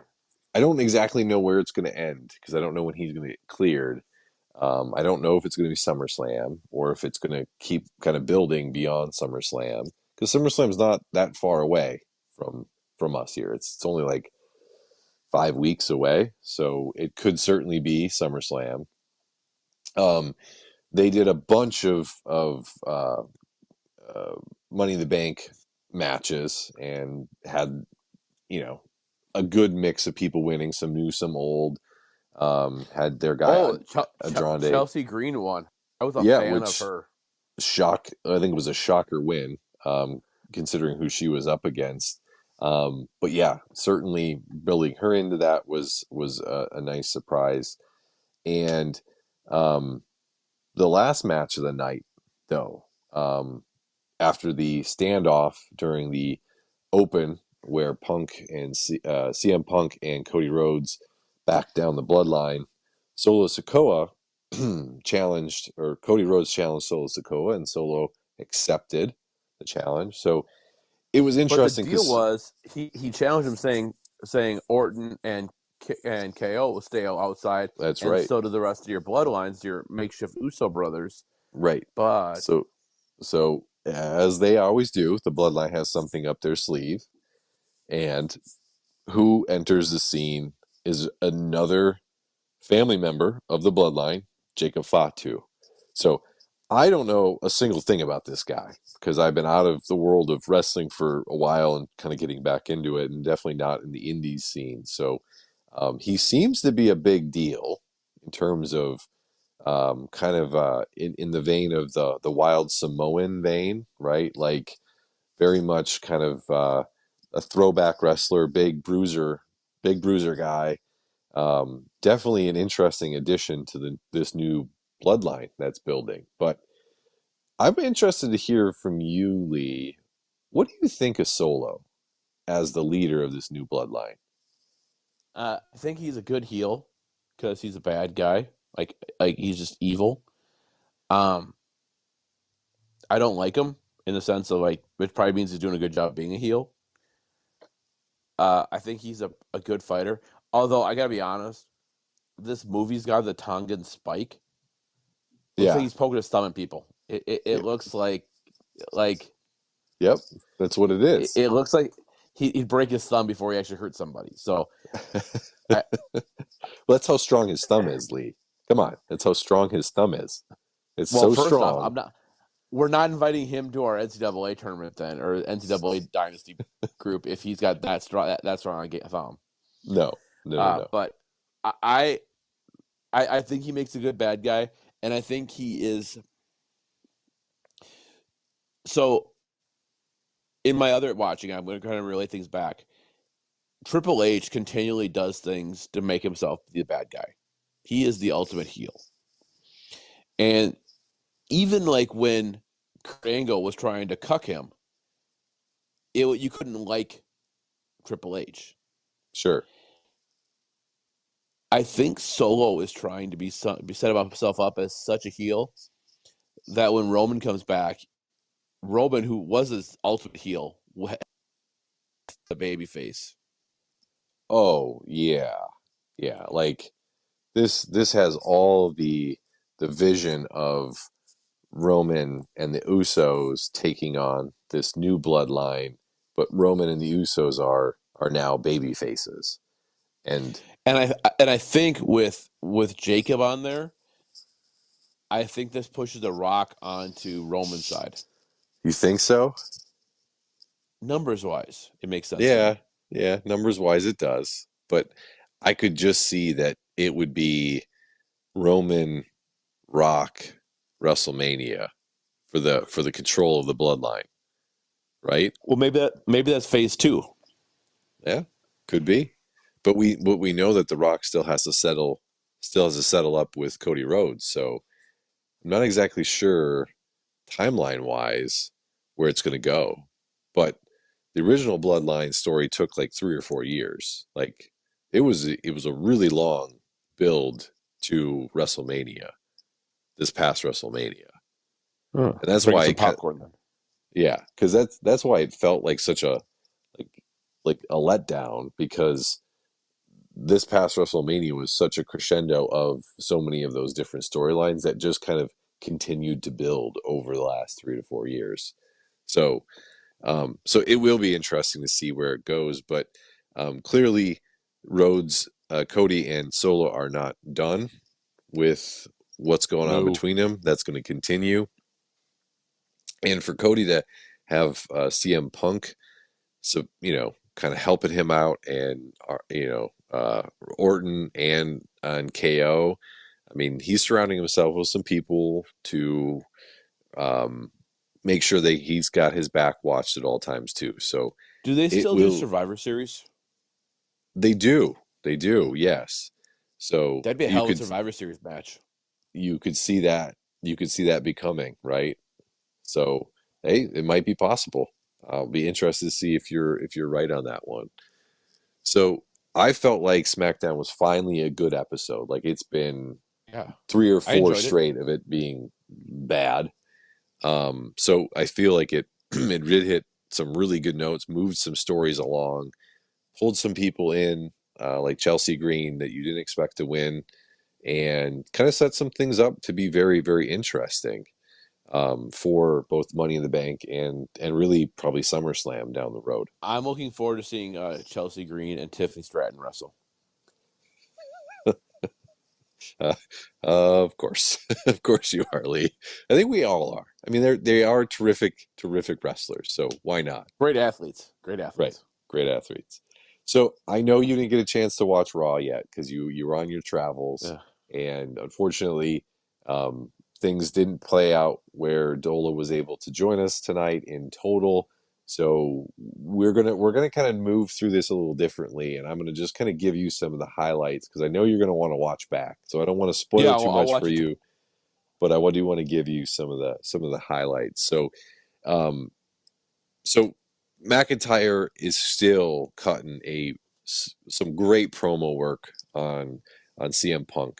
So he's still out there making sure that feud is not going to die. So he's going to continue that line. He's going to continue hunting CM Punk. I thought Punk was going to die the way he put him down. Yeah, that was really well done, actually. To put McIntyre over at SmackDown in Chicago, that was very, very well done. Very, very smart way to build that storyline. But we get one of your favorite guys Braun Breaker in a match, and Oh, I Braun love is Braun Breaker. Braun is going to wreck shop here. He's set his target. He's intermixed between Sheamus and your guy Ludwig, um, but he's also set his sights on Sami Zayn's Intercontinental title.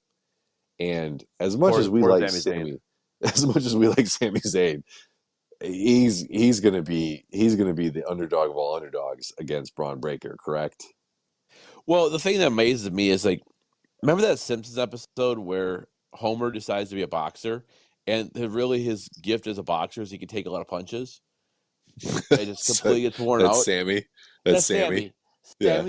Sammy like takes everything and finds a way to like get himself in the corner and then explode a foot into someone's face. Yep. But Yep. Braun, and I know we're breaking this out in the future. We sent me this Sheamus Braun Breaker video to watch on YouTube of Braun doing an arm workout, and holy shit, seeing I'll say this, seeing Braun just kind of be the dude, that's not the character, but just the guy, makes me like him even more. And Yeah. then B, seeing the workout he has for just the arms, I was like, oh hell yes. Yeah. So I knew when I ran across it, I forgot that Sheamus did these kind of quick 40 minutes, 60 minutes, somewhere in there, videos of working out with his the WWE wrestlers.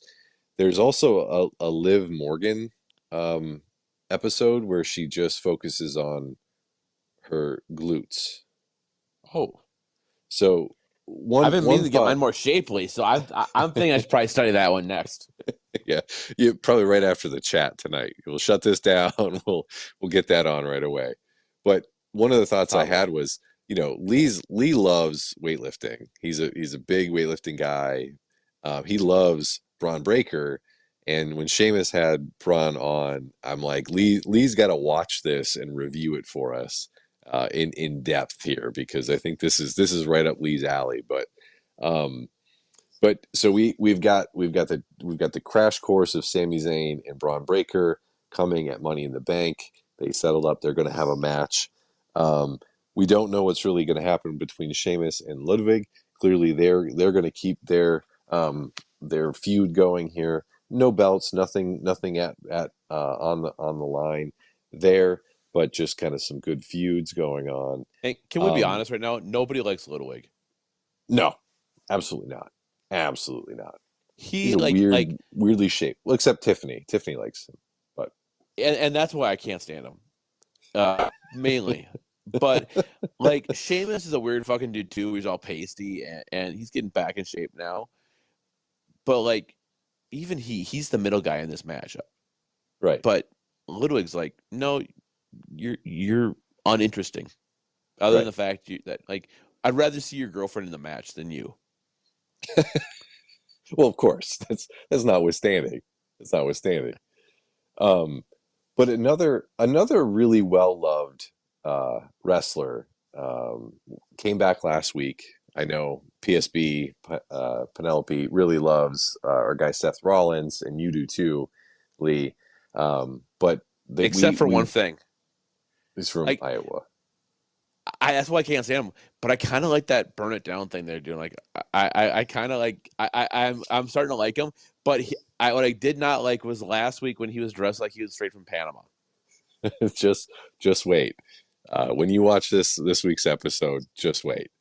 Um, so there's continuing to set up the storyline between Seth and Damian Priest, and not only are they going to have a match, but they have a side bet. So the side bet is that depending on who wins that match, something has to happen. So it's not only about the title, but if Seth wins, obviously he's now the champion, but Damian Priest has to leave the Judgment Day. Well, If Judgment Day's gonna fall apart anyways because Liv Morgan's breaking them all up. just and absolutely, we'll get to that in just a second. If Priest wins, beats Seth Rollins can never challenge Damian Priest for the title again. So what's really interestingly about this is that when Vince McMahon was in creative control, you could pretty much write exactly how it was going to go. Like anything to do with the Attitude Era, anything the last 20 years, 30 years, Vince McMahon wrote, you pretty much knew where it was going to go. Very few swerves, very few surprises. To me, it feels like with Triple H, there's some very open-ended things. You don't exactly know where it's going to go because on the backside of the Judgment Day, there's all this stuff with Liv Morgan, Finn Balor, Dominic Mysterio, Carlitos involved, and you Could you have imagine what a Priest. clusterfuck that group would be right now without Priest? And but is Finn with Liv Morgan? I don't. Is she just playing them? Is she just breaking up Judgment Day, and that's how she's taking everything from Rhea? I don't I know. don't know. Maybe But she's. the I think I'll say this: Liv's smarter than all of us. well, she's got a plan. So She's no Tiffany Stratton, but she's pretty smart. a big part of Raw, they interwove a lot of storyline of Liv Morgan kind of toying with Dom. Dom helps out Liv Morgan at one point against Selena Vega, and then the end of Raw, Liv Morgan helps JD McDonough and Finn Balor win the tag titles off of our guy, R-Truth, and Miz. So I thought you said Miz was gonna turn on R-Truth, and so that's how they're gonna lose him. so we're not. Yeah, well, that's what was going to happen if it was still creative control by Vince McMahon. Now, Miz may still turn on our guy R-Truth at some point because that's still Or being K set Quick. up, or K Quick. But the point is that there's so many of these new they've woven this stuff in there so well that it's hard to determine exactly how some of the stuff is going to play out as it once used to be able to do that. So I think as my hope is when you get a chance to sit down and pile through it, there's some pretty good stuff in there that I didn't cover, didn't touch on, but I still think there's some meat on the bone there for you to watch. So I'm looking forward to watching it tomorrow. Actually, yeah. So good wrestling matches, all around, some decent stuff, but really continuing the storyline to Money in the Bank, because you still don't know how that's going to play out, who's going to be winning men and women's side. It seems still a little bit up in the air because we haven't got all the matches yet. We'll finish the Money in the Bank matches over the next week, and then everything will be set sights on 3 weeks from now for Money in the Bank, to see who's going to hold the contract to be able to take on whatever champion they want to. So big matches ahead, between Sammy and Braun, and Damian and Seth Rollins. Cody Rhodes I don't think he has a match yet defined for Money in the Bank. Obviously Solo could be there. Jacob Fatu could be there. So there's still some things up in the air over the next couple of weeks that we will see how it plays out for the pay-per-views. So so much going on. yes, there is so much going on in our incoming messages too. So why don't we go ahead, Lee? Well, I was going to ask you something about it. I was hoping Dole would be here to sound off, but I think we kind of talked about it once before. Hey, by the way, Mr. Hot Tub himself is with us. Disc is with San us. Clemente. Disc is with us, Mr. Hot Tub himself. Good to see Disc. So next week, a week from today, it's the 5th of July. Yes, it is. And we were talking about not doing a show on the 5th of July. We have talked about that. We have not decided yet, I think, what we were going to do. I don't know. So there's a potential, just so people know, that it's not, I think the idea we're thinking about is doing it on the Wednesday before the 3rd. Yeah. Nothing but we big. have not. We haven't made our mind up yet, or we haven't arranged plans. But I wanted to make sure everyone heard about it now, so that it's not a surprise in 5 days if we do a show on the 3rd. Right. So I would say that it's probably more likely that we don't do a show on the 5th. I think that that's probably out, considering most of us have things to do, obligations, yada yada. probably more likely we would do something on the 3rd, but that is yet to be decided fully. That's my understanding and prediction as well. But again, we have Yep. not decided that yet. Yep. But want to put a But heads up. yeah, I appreciate the show note, Lee, keeping us on traps with that.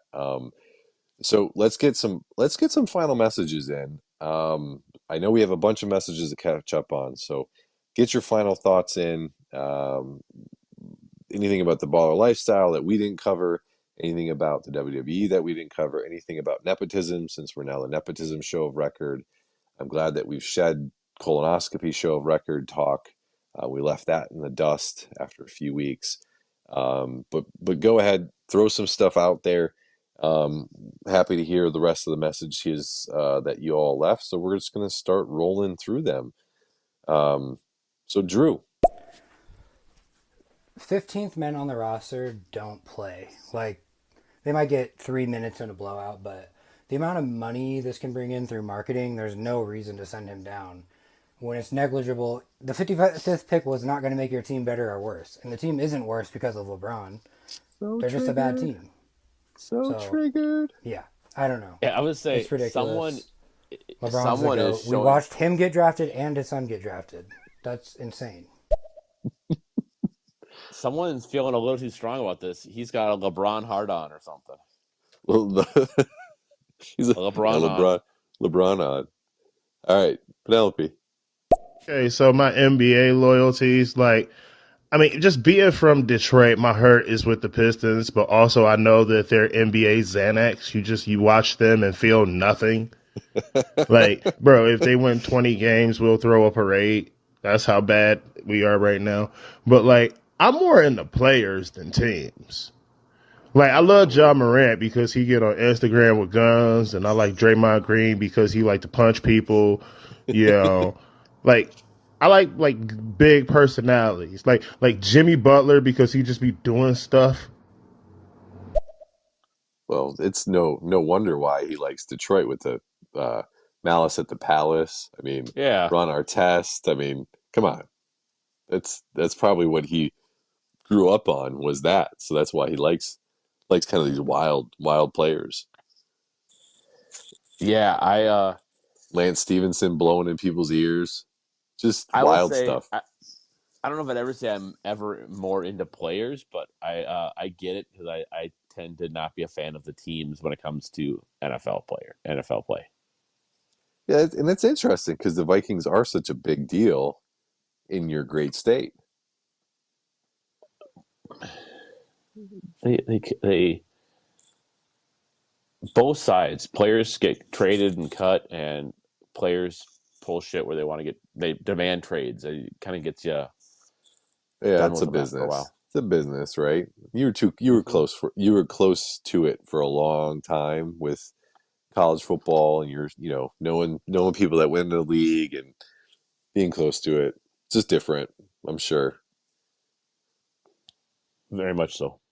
All right, Sparkle Booty. Now, the team that I'm with outside of the Pistons will actually be the Boston Celtics, but not because like they were good and because like they won a chip this year and I'm on some bandwagon Kevin stuff. McHale. It's because of those years they had with Kevin Garnett. With Kevin Garnett and Paul Pierce and Ray Allen and Rajon Rondo and the crew. I was just like, yo, this team is fire. And they was always playing my Pistons, man. Also, and it was always just great basketball. So the Celtics and the Pistons, those are my two teams. Also, know that those great Pistons or the great Celtics teams, two of those guys were drafted by the Timberwolves.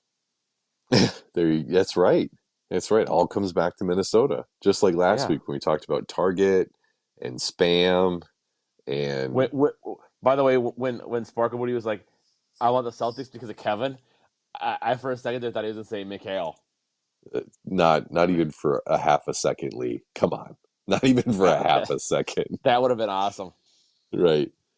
All right. Sparkle Booty. And poor Nia Jax. Seriously, man. It's like, oh, here, Nia, we're going to steamroll you all the way into the finals and have you win the Queen of the Ring. Yay, I got the Queen of the Ring. This is a whole thing we can do. What's next on the agenda for me? Well, you get to be Tiffany Stratton's China. Okay. First off, there are several things I would be to Tiffany Stratton, and it would be better than being King of the Ring. Well, you would show her your royal scepter, would you not? Yes, I could also be personal masseuse. You know, but to Sparkle Booty's point, yeah, absolutely. Nia Jax, that's her whole character the entire time she's been in the WWE is this big, like hard to beat, unstoppable force, but gets blown over by a puff of wind. This big unstoppable force, but becomes a meme of like falling on her butt, screaming. Like, no. but here's what I don't get to, because she compared her to China. Like, China is, where I'm watching right now, is so dominant that she's a very good men's performer, and they don't even let her wrestle women. In fact, she hopped in and against Right to Censor and was just absolutely manhandling both the men and the women. And I don't see Nia Jax making that jump. Well, and one of the biggest knocks on Nia Jax has been that she's sloppy, that she's in the ring more of a danger to people, and she broke Becky Lynch's nose by not pulling a punch, and like there's been a lot of concerns about her as a wrestler as her career's progressed. Now she's gotten better, but big knock on her is the fact that she's could be quite sloppy. Speaking of big knocks, you want to what I want to hear? I want to hear that Tiffany is really sloppy too. Haktua? You know it. Everything must go back to Haktua. That's in this week. It does every single thing. All right, we have a new listener here, Lawrence Philip Jackson. We'll see if we have to ejecto. What is the Baller Life podcast? Is like basketball or like balling out of control? It's very quiet. It very is quiet, I heard it. Yeah, the Baller Lifestyle podcast is a podcast about all things, really. It's about comedies. It's a comedies podcast about sports, pop entertainment, current events, and dicks. And Mostly dicks. Mostly dicks. They don't Yep. talk politics a lot. They'd much rather talk about dicks a lot. Right. Right. But it's what brings it all together. Poop show wrestling, dicks, Rain City Jacks. Oh yeah, all the big ones. Ooh, Johnny Depp. You know what? Johnny Depp shows up every once in a while. I might have to name my fancy that team that Sparkle Booty invited us to that league. I might name my team Rain City Jacks. There you go. Look at us. Rain City Jacks basement. There you go. Yep. All right. Penelope, yeah. Oh no, Lee, no, Lee. Absolutely not. No. Okay, we can't just kill Chad Gable for real in real life in the world to get the gimmick over. All right? We tried that with Chris Benoit. It ended badly. You're absolutely right. And Lee's pointing at me right now. You're absolutely right, Sparkle Booty. They did try that, and it did not end in the place they wanted it to at all. Nope. And we don't have to say a single word about it, Lee. So we're gonna keep moving. I know you want to, but we're not going to. You know, I never understood the appeal of wrestling. When my dad was raising me, he never let me watch it. But then I heard somebody's like enthusiasm about it, and like how the storylines and the plot twists are well done. And yeah, bro, it is art. It is art. Especially what Tiffany Stratton does. That's very much art. Right. Well, as Dola says, it's what his line is always that it's I'm blanking on it, but it's for guys. What is it's a soap opera for guys. Soap opera. I've Yeah, heard it said less misogynistically that it is a sports opera. right. And it's what it is. So, yeah, I mean, like what you like. And for some people, they stop watching it when they turn 12, and that's cool. But some people bring it up on their nationally syndicated talk show or podcast, listened by thousands and thousands and thousands of listeners um, every other week, and say they don't like wrestling. But hey, it's to each his own. To each his own, Did right, you Lee? say nationally syndicated? Yeah, it's nationally syndicated on iTunes, right? That how that I mean, works? we're playing losing fast with the truth here, aren't we? Well, whatever. It's our truth. Not our. It's not our truth. It's our truth. It's our truth. I'll just. All right, keeping going here. In y'all's vast experience, what has been the most jaw-dropping plot twist in the history of y'all's watching wrestling?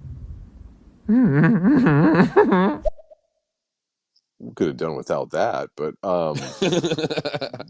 I mean the Montreal screw job is probably number one. So I Um, missed that. I was not watching it, and I heard about it, but I did not see it. yeah, that For was me, number one. it was the elopement of Stephanie and Triple H. That really threw you. Well, it's like when she was part of it, like, it wasn't that, she was, drugged and taken off. It was that she was on it all along, Yeah, and she hands, Triple H the sledgehammer against her dad.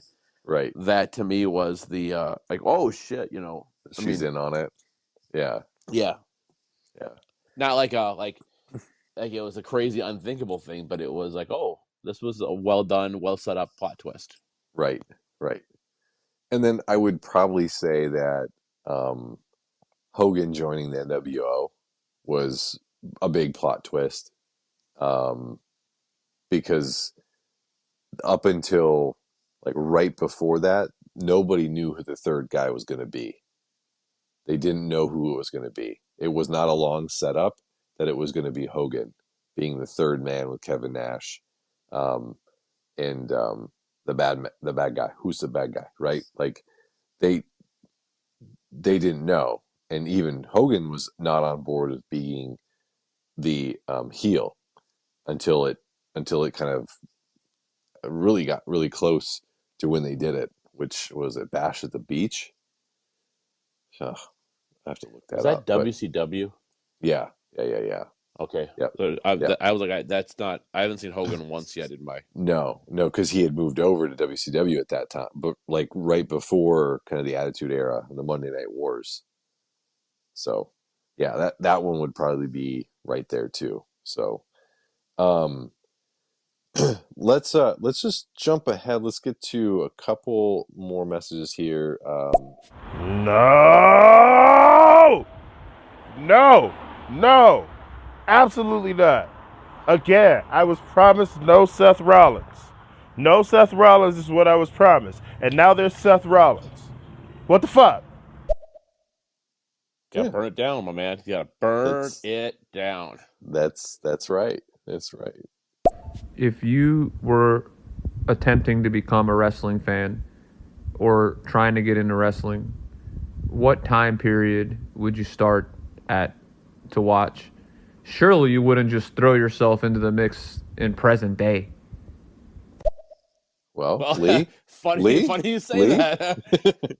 So, uh, when Dola and Ben started talking about doing a wrestling show, I was like, I'll get back into wrestling, and I had stopped watching. I watched in college because it was just on, and so I stopped watching in like 1999, and so I started watching from 1999 on, and now I'm in like the end of 2000. Almost, I'll probably be 2001 by this time next week.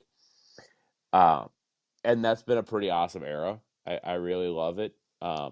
But then I started watching with WrestleMania this current stuff, and there's it's different. I can see how it evolved there. Like it's not unthinkable or unfathomable the changes, but I like the almost the predictable safety net of the Attitude Era. So I'd say Attitude Era. Yeah. I mean, the best part about, and I think Drew, we've talked about this with Drew, I think on the show, he's left some messages and we chatted about this. You can jump in at any point in time. I like Lee, I would try to go back and start at a period to kind of build to today. Um, Today I wouldn't. Maybe that 20 years back though. Maybe not 20 years back, but I would look to go back to even like 2016, 2018, and just try to jump in at that point, because then you will learn a lot of the backstory of what's going on today. But wrestling is so easy, just jump in whenever. Like you could jump in 4 weeks, know where so much is going on, like Lee did, kind of just jumps in, and now he's much more in tune to the storylines, characters, knowing who's who, because everything's kind of settled now with post draft, Raw, SmackDown storylines are going now, so you can get in at any point and kind of keep learning as you go. All right, Chris. Hey guys, good show tonight. About the Lakers, I'm a Lakers fan. We want LeBron gone too, for the reason that Sparkle Booty said. He's here. AD was healthy, and we only, barely make the playoffs. And anyways, my question was for you guys with baseball. Do you guys consider Ichiro the hit king or Pete Rose? I know Ed and Brian always say Ichiro, but I got to say Pete Rose because I grew up with that crazy asshole. And he's an asshole, but he's our asshole. You know what I mean? Yeah, yeah. So I go Pete Rose as well. I will say I think Ichiro is the better hitter, and I think if Ichiro would have came over earlier, he would be the hit king. But I Yes. also think like it's not Soderado. Oh, that's the home run leader either, because he didn't do it in the major leagues. And Ichiro did very great things in the major leagues, but to say he's the hit king because he did it in 2 leagues. Let's be honest, and this can be as offensive as it wants to be. The Japanese are no more than a minor league. The Japanese leagues are a minor league team. That's it. Yeah. So if you're going to count a guy who spent 10 years in the minors as major league stats, you're going to have a lot of guys who had really big stats that don't get counted, because a whole bunch of AAA hits don't actually count in the majors. Right. No, I think I'm with you, Lee. Like I think if Ichiro would have come over in his like absolute prime, he would probably be the hit king, no doubt. Like put 10 more years on him and he would have been the best hitter of all time, no doubt. Well, and I think he was here in his prime. I just don't think he had those first 5 7 years of building up to his prime. Right. Right. Yeah, he didn't, the stat padding stuff, but like to put him into a category, I think you're right. The league he played in was not at the same caliber, just not even close. So, all right, Ox. Queen Nia Jax? Did we really need another King Mabel? Oh Jesus! If you know who King Mabel is, go ahead and Google that. Or if you don't Or know, not. go ahead and Google that. All right, let's wrapping up here. Few more messages left. Well, technically, it's internationally syndicated if it's on iTunes. Mm-hmm. Why do we got to end it like that, Lawrence? We don't need that. You can just say your piece and hang up. We don't need that. All right, Disc. I like it though. I like it. Yeah, it's something. All right, Disc. Do we think he's at a waterfall, Lee? I think he's creating a waterfall. You think so? Let's see. Guys, Disc again, sitting here with my oldest son in the middle of God's creation, Mammoth. Yeah, throwing a couple back. Always good to listen to you guys. Hope all's well. It's just a shocker that the water feature wasn't on during that. That was the driest call I've ever heard from him ever. Yeah, absolutely. All right, Lawrence. What is the mecca of a wrestling event? Like, is it a city? Is it a stadium? Where, if a wrestling event were to take place, you would say, holy shit, this is the mecca of a wrestling event? Is it Madison Square? Like, is it Las Vegas? What is it, man? Tell me, please. Please tell me. U.S. Bank Stadium. Minneapolis, Minnesota. home of Ric Flair, Sergeant Slaughter, the Gagnes. So many have roots in St. Paul and Minneapolis. Now, I think the answer to that question is tough because depending on where you land, I mean, MSG is always going to be up there, right? But I think if you were like an indie fan, if you were a fan of AEW and when CM Punk was there, you'd probably say Chicago. Like, I think there are, depending on where you land in the world of wrestling, it'll determine what your answer is to that question. But I think MSG can never go wrong, for sure. I in my mind, if it's done, if the wrestling is done right, it doesn't matter where it is done, not geographic location, because you're focusing on a ring and an area around the ring that are pretty standard, and it can be the crowd energy, but then that crowd energy can vary based on who's in the crowd, and right, you can't tell. And you think like, hey, I've seen some absolutely crazy crowds. What was the pay-per-view where they were all, was that France when they were singing and going crazy? Yeah. But that to me, like, you would never say France as the wrestling mecca. So I think to me, if it's done right, it's the wrestling itself, not the location that sells it. Yeah. But like ECW from Philly, right? Like ECW in Philly, it has a different energy to it than ECW in San Diego. Like, so there was some regional stuff that tied because of where like these things were like formed from, or like where they had their house shows and had more regional fans.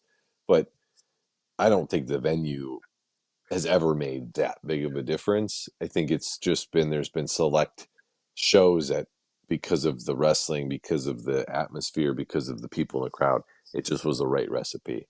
So, but I think most people would say like MSG, probably. All I know is when I'm watching my Attitude Era, I can only tell where they are when The Rock says that finally he came back there. Yeah, and he's always right. He never misses. Never misses a beat. It's a cheap pop, but I like it. Yeah. All right, Drew. My favorite plot twist was, as a new school wrestling fan, sorry, Penelope, Seth Rollins' betrayal of the Shield. That was pretty awesome. I would push back on the Japanese baseball thing. Those guys come over here and just dominate, so I think they're getting close. And it's just a totally different game, like comparing across eras. But I'm about to tap out, boys. Have a great night. Have a great weekend. Thank you for the show. Love you. Talk to you next week. Drew, counterpoint, only the very best of them come over here, and even the only very best of them actually make a difference. Look at how many players are playing over there that don't come up there. It's a lower rate than the people that graduate from AAA. Yeah. It's. Why are you watching Kung Fu Panda, by the way? So it moved off of, it's a Peacock. It's a Peacock ad. Okay. I was streaming our last week's episode in the background. Juice the numbers. Juice those numbers. But yeah, good. Have a good weekend, Drew. Always a pleasure having you jump in and listen and add in some good content. And maybe one of these days you'll take over the podcast officially when your plan of kidnapping poor Dola comes to completion here. Well, we haven't heard from Dola yet. He's on, but we haven't heard from Dola. So right. maybe next week you or I are next. Yeah, I guess so. We'll have to see. All right, Chris. I just cracked one of my last three paps that I have. This is in honor of Kyle. Brittany's email was really great this week. It was heavy and it hit home. Ben's right arm is so big because that's his cat petting arm.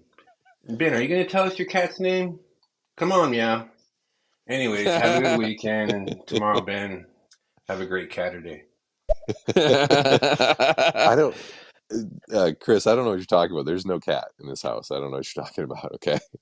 I don't know. That's Lee and and Dola are they are, I don't know. I think they were hallucinating that night. There's no cat. Sorry. There's no shame in having a cat. It's not Kevin the cat like at Brian's at the Ball Lifestyle Estate. R.I.P. Kevin, by the way. That's right. R.I.P. That's right. Very sad. All right, last message here from Pete, and we're going to wrap it. Pete. Lee, look at the class of 1976 at Robbinsdale Cooper. I think he had Ravishing Rick Rude, Mr. Perfect, and about four others. Much my point that Minneapolis has to be the mecca then of wrestling. It has to be. Has to be. Everything comes back to Minneapolis. So, well, Lee, it's always a pleasure, and I am worried about our guy Dola. He hasn't given us the sign of life yet tonight. I know. At first, I thought he was AIDS, and then he had an AIDS flare up, and he was too weak. But now I'm thinking that Drew kidnapped him and ethered him and has him in the trunk somewhere, but logged in so that he'd say, no, he was listening to the show, right? But he didn't call in once, so that to me says Drew ethered him. Right. So I guess we'll have to figure out what we do next week, you and me, and just hope we stay safe, and Drew doesn't take us somewhere special. Yeah. So let's not tell Drew what we do until we do it. Yeah, exactly. We'll just spring it on him. Well, after the early fuckery of this app kicking us in and out, I'm glad we were able to get on together. Thank you all for joining us. Thank you all for calling in, leaving some messages. Please subscribe if you haven't subscribed to YouTube. Get us that 50 so we get over the hump and get this onto YouTube Live. So, Lee, any other final thoughts for our dear listeners? No, but I will say this. Just on a serious note, I just thank you guys for listening and thank you for joining us, and really appreciate you being part of this family. Absolutely. All right. Much love to everybody. Take it easy. Bye.